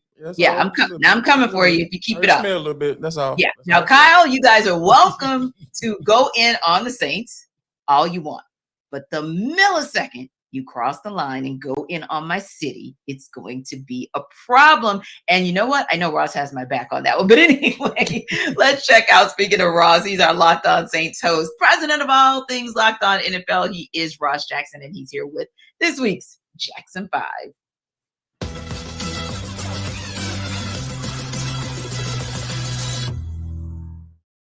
Okay, Ross, count them. 1, 2, 3. Oh my goodness. Are there really 3 teams in the NFC South that are 2-0? Yes, there are. The Saints, the Falcons, the Bucs are all undefeated so far, but we know all 3 teams are going to have a test this coming week, week 3. Who goes down first to lose? So this one's really interesting to me because I actually have all 3 teams losing this weekend. So I've got the Bucs dropping their game on Monday night to the Eagles. So technically they can't be the next NFC South or the first NFC South team to lose out of the undefeateds. So it's going to come down to a big time heat race between the New Orleans Saints, who will face the Green Bay Packers, and of course the Atlanta Falcons, who will face the Detroit Lions. Whichever one of those games hits 0 first will be your next NFC South loser, or your first NFC South loser of the 2-0 undefeated teams. But I think all 3 of them have tough games this weekend. Absolutely. The Lions are coming off a heartbreaking loss, so I feel like they're kind of primed and ready to just get back in the win column, which means, oh goodness, the Falcons, I don't know. But I also feel like that might be a track meet. So if the Falcons lose first, it may be by default because they just run up the score and run through the game that quickly. There you go. But yeah, this will be an interesting one to see who actually comes out possibly 3-0, or if all 3 teams actually end this week 3 2-1. Now, speaking of another division that is actually 3-0, we're talking NFC East now, and we're talking Cowboys, we're talking Commanders, and Eagles. Now, I don't think the Eagles were a shock to anyone. Maybe not the Cowboys, the Commanders. Okay, yeah. But which one of those teams also will take their first L of the season at the ending of week 3? Well, we just talked about the Eagles winning Monday night, so it's not going to be them. The Cowboys, despite the massive loss of Trayvon Diggs, which is huge for them, but they still have really good defensive pieces back there. Of course, Micah Parsons, who's like one of the best defenders in the NFL. They also have the Arizona Cardinals this weekend, so they're fine. So for me, it comes down to the Washington Commanders. They have the biggest test this weekend going up against the Buffalo Bills. It could be some upset material there. The Commanders will, I believe they're playing at home for that one. So there could be a little bit of an upset opportunity there, but I don't see them squeaking past a very angry Josh Allen and the Buffalo Bills, especially after last weekend. Oh yeah. Angry Josh Allen. That's going to be I don't want to see that. Yeah. Exactly. Good luck with working through that. And good luck with kind of the head scratchers of those teams who are on the other side of this conversation, which are those teams that are 0-2. And the reason I say good luck is because a couple of them were really surprising to all of us. But for you, Ross, who was a head scratcher where you said, wow, didn't think at the end of week 2 we'd be talking about this team not having posted one in the win column? Yeah, this one was a big one for me, and it was the Denver Broncos. I didn't see them being 0-2. They had the Raiders the first week. They had the Commanders after that. I thought that they were going to end up in a situation here where they were going to at least be 1-1. But Sean Payton coming to town, the combination of Sean Payton and Russell Wilson getting things going, letting Russ cook and all that. But so far, Russ has been maybe – he might use the microwave. He's just fixes a bowl of cereal, whatever it is. It ain't working for them right now. And so to me, that's the biggest surprise of the 0-2 teams is that Denver Broncos team led by Sean Payton. You're not used to seeing a slow start for that guy. Yeah, when you look at his QBR rating, when you look at the percentage of completions, everything, at least on paper, looks like, okay, we're back to the Russell Wilson of old. And on some level, you are, but on the same token, not quite to the level to get you a W. So maybe it happens for them in week 3 rather. Now you have some teams out there like Carolina Panthers as an example that have a rookie quarterback under center. And it's been a challenge for him to say the least, but there are some other rookie quarterbacks out there as well who are on the struggle bus. So we're early on in the season. Only 2 weeks, 2 games in, but should any of these teams be concerned about how their rookie QBs have performed so far? I don't think so. I really think that these are the growing pains that come with starting a rookie quarterback right out of the gate. And sometimes you get massive success from them right away. Most of the time, though, you don't. And of course, look, Carolina Panthers fans are about to get a big-time realization this weekend because they're not going to see Bryce Young. They're going to see Andy Dalton. Andy Dalton's been in the league a lot longer than Bryce Young, but you're going to wish Bryce Young was out on that field this weekend. So I think that when you look at where all 3, particularly the 3 big rookie quarterbacks, Bryce Young, C.J. Stroud, and Anthony Richardson, who, of course, is going through concussion protocol and all that, yeah, these guys are just in a situation to where there's some growing pains. Anthony Richardson's usage might be something that's going to get called into question, especially with the injury and things like that. But outside of that, I think that these are teams that should play the patient route. They committed to their rookie quarterbacks as starters. They should remain committed to those rookie quarterbacks as starters and give them the opportunity to get their feet under them. And our Jackson 5 expert, Ross Jackson, he's having a little bit of growing pains too, you guys, as a Swami, as someone who predicts, because the Bucs are 2-0. And, you know, at the end of the day, that was not quite where you had them. But, hey, you can't choose them now. So do you care to update your first-round projection? Because we kind of know what you put out there before. Yep. I went with Tampa Bay Buccaneers. I took my crystal ball back to Bourbon Street. I had them exchange it for me. I got a new one. We're all good. And right now, it's obviously got to come down to either the Arizona Cardinals or the Chicago Bears. My favorite part about these two teams is that they will meet this season on Christmas Eve. So Christmas morning, we'll know which one of these teams has a first-round pick under the Christmas tree. That's probably going to be one of those teams that's going to end up as the first overall selection in the 2024 NFL draft at this point. I'm sorry, Bucs fans. I'm sorry. Yes, apologies accepted on behalf of Bucs Nation. But hey, yes, we'll see right on Christmas Eve who's been naughty and who's been nice and who's going to therefore get that first overall pick. Thanks for stopping by, Ross. Jackson 5 back at you next week. Always a pleasure.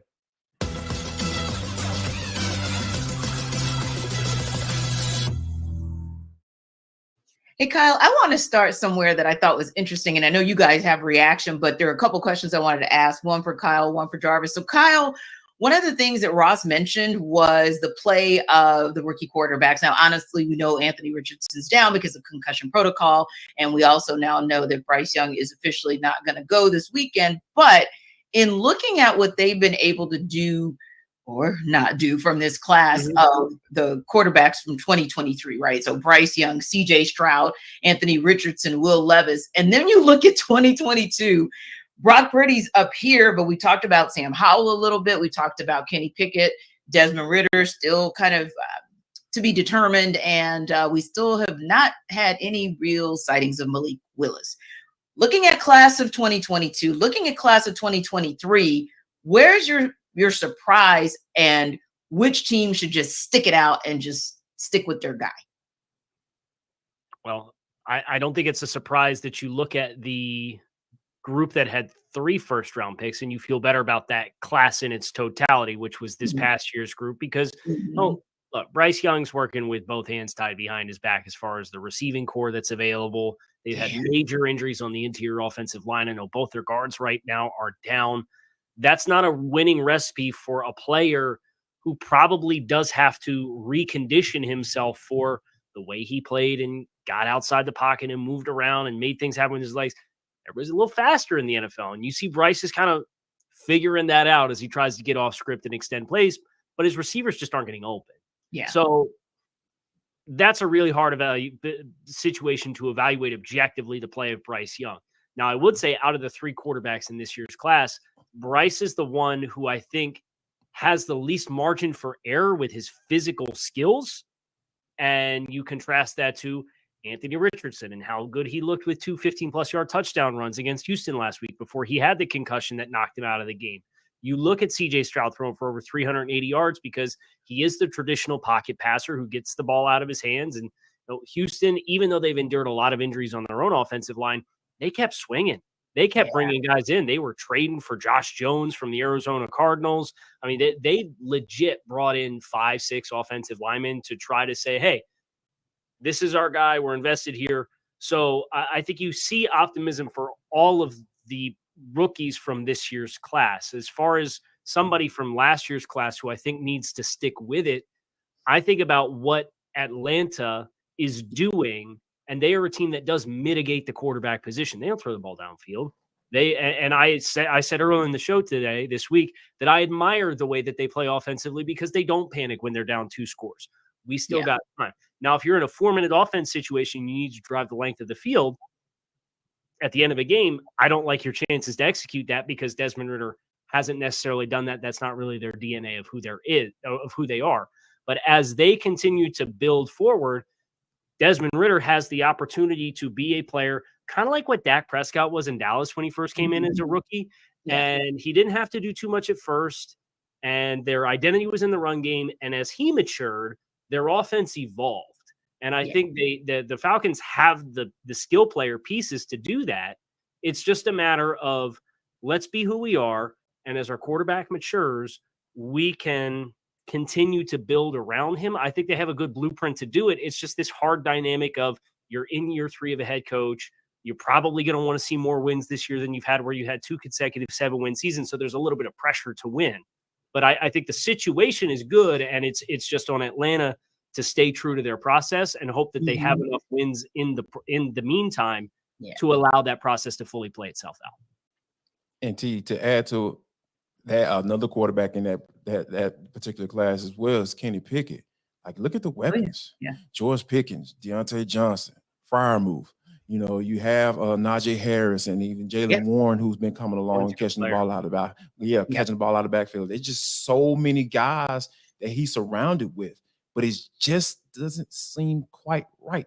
And T, I think you made a great point.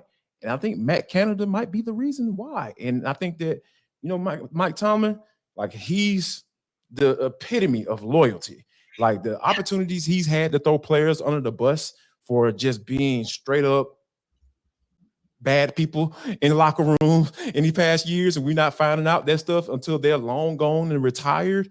Like, he just is so loyal. And I think, and I'm just trying to figure out why he's so loyal to that guy. So I think that they need to, if they're going to stick with Kenny Pickett, they need to switch some things up from a play calling standpoint. And I think that it's going to have to take, I feel like you can't really do that in the season because, you know, like, that stuff can get messy. And the Pittsburgh Steelers aren't that type of organization. Like, they aren't going to be out there like that. So I think it's going to be a matter of Tomlin going to Canada saying, hey, man, here's what we need to do. Here's what, I'm not telling you what to call, but I need to, these play calls, these game plans, they need to be centered around this. They need to be centered around Najee Harris. They need to be centered around Kenny Pickett, getting him some easy throws to the tight end so you can get that offense moving down the field, to get into some old school play action, like what we're used to seeing with that Pittsburgh Steelers offense. So I think that, you know, if they can just stick, if they're going to stick with Kenny Pickett, which I feel they should, and he was on the first round quarterback that year for a reason, they need to Mike Tomlin needs to make sure that Canada is putting this dude in the right position to be successful. Can I piggyback off of offensive coaching? Because I know very well what it's like to have a young quarterback with a coaching staff that just refuses to put any competent offensive coaching around him. Tua Tagovailoa, his first 2 years with Brian Flores, amidst all of the Tom Brady, Deshaun Watson rumors, averaged 194 passing yards a game. 194 his first 2 seasons. In the 15 games he started with Mike McDaniel, he is averaging 285 passing yards a game, almost 100 more passing yards per game. And he's leading the league in passer efficiency since that time, his passer rating, his adjusted net yards per attempt as far as efficiency when you factor in sacks and throwaways and turnovers and touchdowns. It's the best in the NFL with Mike McDaniel. Now, some of that's Tyreek Hill, Jalen Waddle, that's fine, but we just got done complimenting the skill players that Pittsburgh has. And the ability to tie it all together is an essential piece. And until there's continuity for the sake of continuity, and then there's continuity because it's beneficial. And it feels like Pittsburgh had continuity just for the sake of continuity because they didn't want to go back to square one and start all over again. And I get that's detrimental to young quarterbacks, but so is playing multiple years in this system that's just so vanilla that you present very little in the way of challenges for pre-snap, what your possibilities and what your menu is based on your formation and the game situation. I love what you said about just having an understanding of how to really utilize all the pieces in your offense, because I think the Dolphins are a nice blueprint. And in addition to what you have in the wide receiver core, you actually are using Raheem Mostert like you should use him, because he's averaging 5.6 yards every time he touches the ball. And that's what you want to see. And he's punching it in as well. So I think that when you look at the two classes, and maybe I agree that the quarterbacks that you want to stick with are Desmond Ridder and Kenny Pickett because of what you can see in I think Desmond Ridder has the right people because Arthur Smith is running that offense with Dave Ragone, but Kenny Pickett probably needs somebody. But to your point, Kyle, once Tua got not just the pieces on the field that were right for him, but also the pieces to actually take advantage of them with the coaching staff, then that's when you kind of saw all of the pieces kind of click, if you will. So yeah, I love kind of that analogy that you made there, because it definitely does make a difference. Now, listen, we have spoken about our bottom three teams over and over and over again. So I'm chuckling because I'm thinking to myself, when Ross was talking about his bottom three teams to start off, the Buccaneers were right there in the mix. He actually had to fall on the sword during the Jackson 5 and say, maybe I was wrong. Maybe they're not going to get that number one pick. So what do you guys think about that in terms of, is there any team that maybe in the first 2 weeks, you guys are like, yeah, no, I don't think that's going to work. You know, they're bad, but you're like, now we're going into week 3. Maybe I kind of underestimated them. I don't know. Maybe they're not bottom dwellers. Las Vegas is that team for me, where pretty skeptical of Josh McDaniels and the system in year 2 and the Patriot way, doing it elsewhere. But the offensive lines played pretty well. I know they didn't run for anything at all in week 2 against Buffalo, but from a pass blocking perspective, they're executing pretty well. Was concerned about what they really had there. Some guys overachieved last year, like Jermaine Illuminor. Can you bank on them again? Well, the unit as a whole has executed pretty well. You have Max Crosby, obviously, on the defensive side of the ball. They have a win already. They weren't overly competitive. They put a nice opening script together against Buffalo. They went down and scored a touchdown on the opening possession last week. So they're a team that I just look across the space at some of the teams that aren't 0-2, Chicago, Arizona. I have big time concerns with Carolina right now. And they're a team that, like, they lost Shaq Thompson to injury too. JC Horn's on IR. They're really banged up. So I think Las Vegas, even if they don't surpass their win total from last year, I thought they might be a candidate to win 3-4 games this year. I think they'll probably get over that. I think they're a team that has shown a little bit more life versus my concerns on the offensive side of the ball, which is ironic because they had a horrible running game performance in week 2. Yeah. How about you, Jarvis? What team is the one where first week, second week, you were like, yeah, they are bottom dwellers, but maybe now you're rethinking that?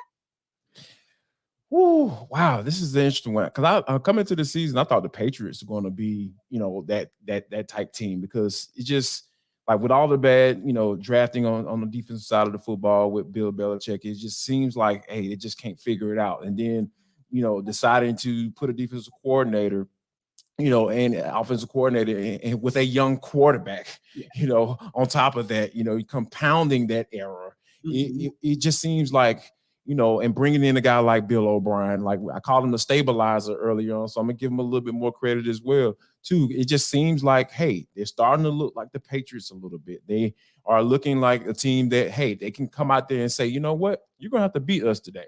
We're not gonna beat ourselves. Our offensive coordinator is going to make sure our quarterback is put in the right situations, and we're not going to turn the ball over. And then, hey, just look out for our special teams too, because we're going to be able to make plays on that as well. So I think that the Patriots are a team that I was like, oh, you know what? They might have a chance to replace Mac Jones, but, I'm starting to scoot towards, hey, they might be at least a solid team. Yeah. We'll see after both teams play week 3, we'll see how they do, and we'll see if we're putting them back in as bottom dwellers. Now, it's the final stretch for this NFL Kickoff Live crew, but if you're hungry in the final stretch, you probably want to hear about DoorDash. I don't know about you all, but sometimes I'll be sitting at the house, and, I may have eaten dinner maybe a few hours earlier, but I just get that feeling in my stomach, and it's just like, I'm hungry. I know I'm hungry, and I've been working out and all that stuff. So maybe it's my appetite. My appetite is going up. So guess what? To thirst that appetite, I go to DoorDash. Yes, I said it right, DoorDash. And sometimes I want to cook, so you can get your groceries. Guess what? You can get them your trusted DoorDash to deliver your restaurant favorites, and now you can get grocery delivered right to your door. I know I don't like grocery shopping because it just takes too long and all that stuff. You can eliminate all of those issues, all of those concerns, all of those worries by going to DoorDash, because you have thousands of grocery stores to choose from, and you'll find the best in your neighborhood and boost your local economy with each and every order. So get 50% off your first DoorDash order up to a $20 value when you use code LOCKEDONNFL at checkout. Limited time offer, terms apply. Yes, that's 50% off, up to $20. No minimum subtotal. That's very important. And 0 delivery fees on your first order when you download the DoorDash app in the App Store and enter code Locked On NFL. Indeed. Now, there are some people that might be in trouble as far as their fantasy football and their fantasy league goes, and it may be some time to make some moves, but Michelle Majuk is actually going to tell us about which players you may need to sell now to salvage.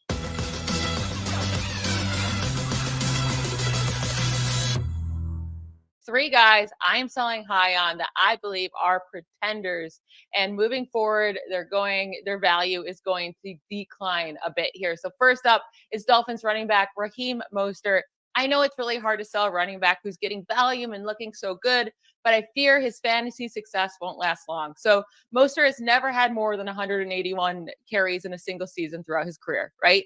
And he's 31 years old now. I doubt this is a year that his body can finally hold up. Plus, he's been the only healthy back in this Dolphins backfield, and they're going to be getting back Jeff Wilson Jr. and Salman Ahmed from injury soon here. Third-round rookie running back Devin Achane, he dealt with a shoulder injury in the preseason. He should see his workload increase as he gets further away from that injury. So I am going to sell high on Mostert now while he's had back-to-back great fantasy weeks. Another guy I am looking to sell high on is Buccaneers running back Rachaad White. So he had a great performance against a very terrible Chicago Bears defense last week, right?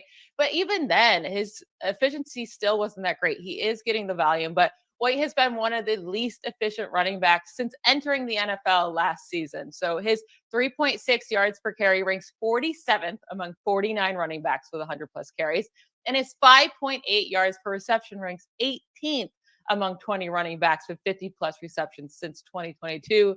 His schedule gets harder coming up here. He gets the Eagles, the Saints, and then a bye week. So over the next 3 weeks, you might not want to play him whatsoever. It could be a good month before he has another good fantasy day. Take this opportunity and sell high on Rachaad White now.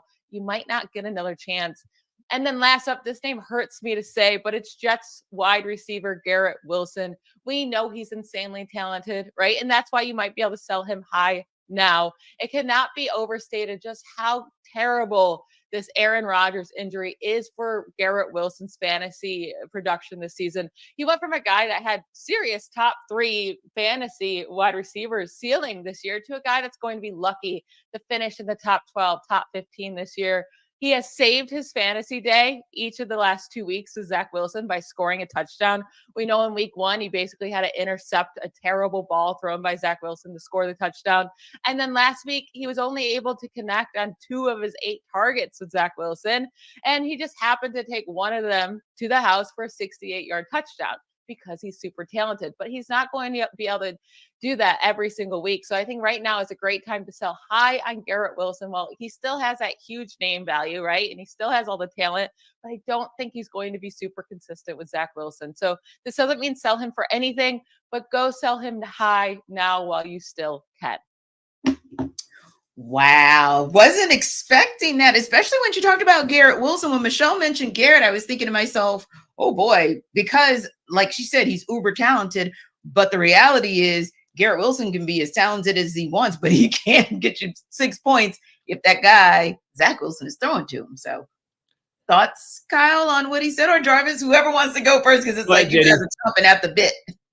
Yeah, Garrett Wilson is an interesting one because I have him on my team. So there's a little personal connection there. So it's just like, all right, like I really feel like if the Jets don't go out and get someone, because I've always talked about how you can't go back to Zach Wilson because there were so many factors. Because from a teammate standpoint, you know, when they were talking about bringing Aaron Rodgers, come on up to New York and all this stuff, and trying to get him to going to his house and visiting with him and all this texting back and forth saying, hey, big head, come on down here. So I think it was just too many scenarios or situations where Zach Wilson, regardless of how he plays, like he's not going to be able to win that locker room over.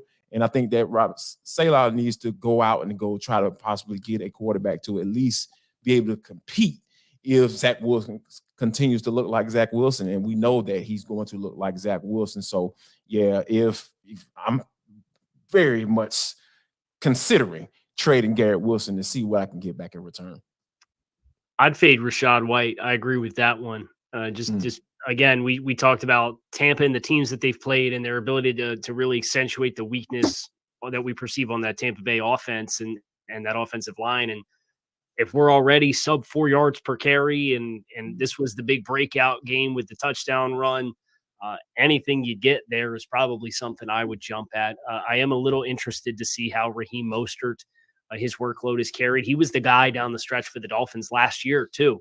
And he ran really hard. He ended up having a wrist injury, I want to say, in week 17 or week 18 against the Jets. And it that kind of prematurely ended his season when they went to the playoffs. But he is somebody who Miami and this offense, he added 10 pounds of weight this offseason, kind of bulked himself up for intention of carrying a bigger workload. And he's still the second GPS fastest time of any ball carrier through the first 2 weeks of the season. So Devon Achane, I know they spent a 3rd round pick on. He was behind Savon Ahmed all of training camp. So I would not be surprised if he doesn't. Now Ahmed's banged up right now with a groin injury, but I wouldn't be surprised if it takes him a while, Ahmed or Achane, to build into that role that a lot of people envisioned that he was going to have on the team. Jeff Wilson coming back off of IR in the next potentially 2 weeks could provide some kind of ding, but if Raheem Mostert's going to be an RB2 for a fantasy squad, I think you could do a whole lot worse. So he's somebody I'd probably want to see him through just because teams are going to be continued to try to dedicate taking away 10 and 17 on the outside. And when you do that, you're going to get light boxes. And you saw that, the Dolphins were able to big boy the Patriots down the stretch in the running game last week. If it was not for a muffed snap on 3rd and 1 down the stretch, the Patriots don't have that frantic drive to close the game at the end of the game after this field goal because they were running the ball down the Patriots' throats. And you don't see a lot of teams that have the ability to do that. I think they took advantage of how New England was trying to attack coverage. And then you got late in the game and they just leaned on them and you hit an explosive run. And in fantasy, all it takes is one. It's 10 points. Absolutely. Yeah. It's crazy. It's absolutely. Now, we talked about this, and I'm going to go back to this just as we wrap up. And of course, you guys, if you have any closing thoughts that you want to talk about, this is the time to chime in with those. But going back to the teams that are 2-0, Cowboys, Ravens, Dolphins, Eagles, Commanders, Falcons, Bucs, and Saints. Which one of those teams can be 1, 2, or all come out 3-0 at the end of week 3? I think the Falcons be a candidate for that because, like I said, I really feel like they're going to go up there with a really good game plan. They're getting potentially can have a guy like Jeff Okudah, a former first round pick, highly touted coming out of Ohio State. Now, granted, he didn't play like that. That's why he didn't end up signing back with the Lions, but there is something there, and we've seen how this Falcons secondary has looked, without him, and it's been pretty doggone solid. So I think that if they can go up there, they have potentially the opportunity to go up to Detroit and put some points on the board and be able to come out with a win on the road. I think you end up with 5. Obviously, Philadelphia and Tampa Bay play each other, so somebody's going to come out of that unless they tie. Heaven forbid it. We hate ties in this house. We hate ties. I think Philadelphia wins that one. Dallas, the Trayvon Diggs thing's a big gut punch for them, but they're playing Arizona this week. I still think Dallas takes care of business. We already have San Francisco with the Thursday night win against the Giants, and then I think both AFC teams win their games as well, which is Baltimore against the Indianapolis Colts. We don't know who's behind center for that with Richardson and concussion protocol, and then the Dolphins at home against the Broncos. So I think you have Dolphins, Ravens on the AFC side of things, and then Eagles, Cowboys, 49ers on the NFC side of things. I think those are the teams that are undefeated after week 3. Yeah, and I would say I agree with Ross's entire list, but I would also have to take from Jarvis's list of the Falcons as well. I think they're going to pull it out, and they're going to surprisingly be on the side of 3-0. But what we're going to do next week, right? We're going to run this tape back and we're going to figure out who was right and who was wrong, because it's the NFL and it's been kind of a wacky season already. The fact that we're talking about some of those teams being 2-0 and, like we've said earlier, some of the teams being 0-2. Real quick, guys, you got 30 seconds. Kyle, give us your closing thoughts. Yeah, I think this is a really good week to kind of get the sample size where you need it. for that middle pack. I think a lot of these 2-0s and some of these 0-2s, a lot of times you got what you thought you did. Some of these teams in the middle ground, you could tell me a team's 22nd, or you can tell me they're 11th or 10th or 9th. And I believe you. You have a legitimate argument. So this is kind of where rubber meets the road a little bit. You get a little bit of separation here this week. Should be fun. Jarvis, give us your quick close. Yeah, just the fact that, there are a lot of teams that are going to be tested for the first time this week because of, the uncertainty that's been early on in the NFL season. So it's going to be exciting to watch.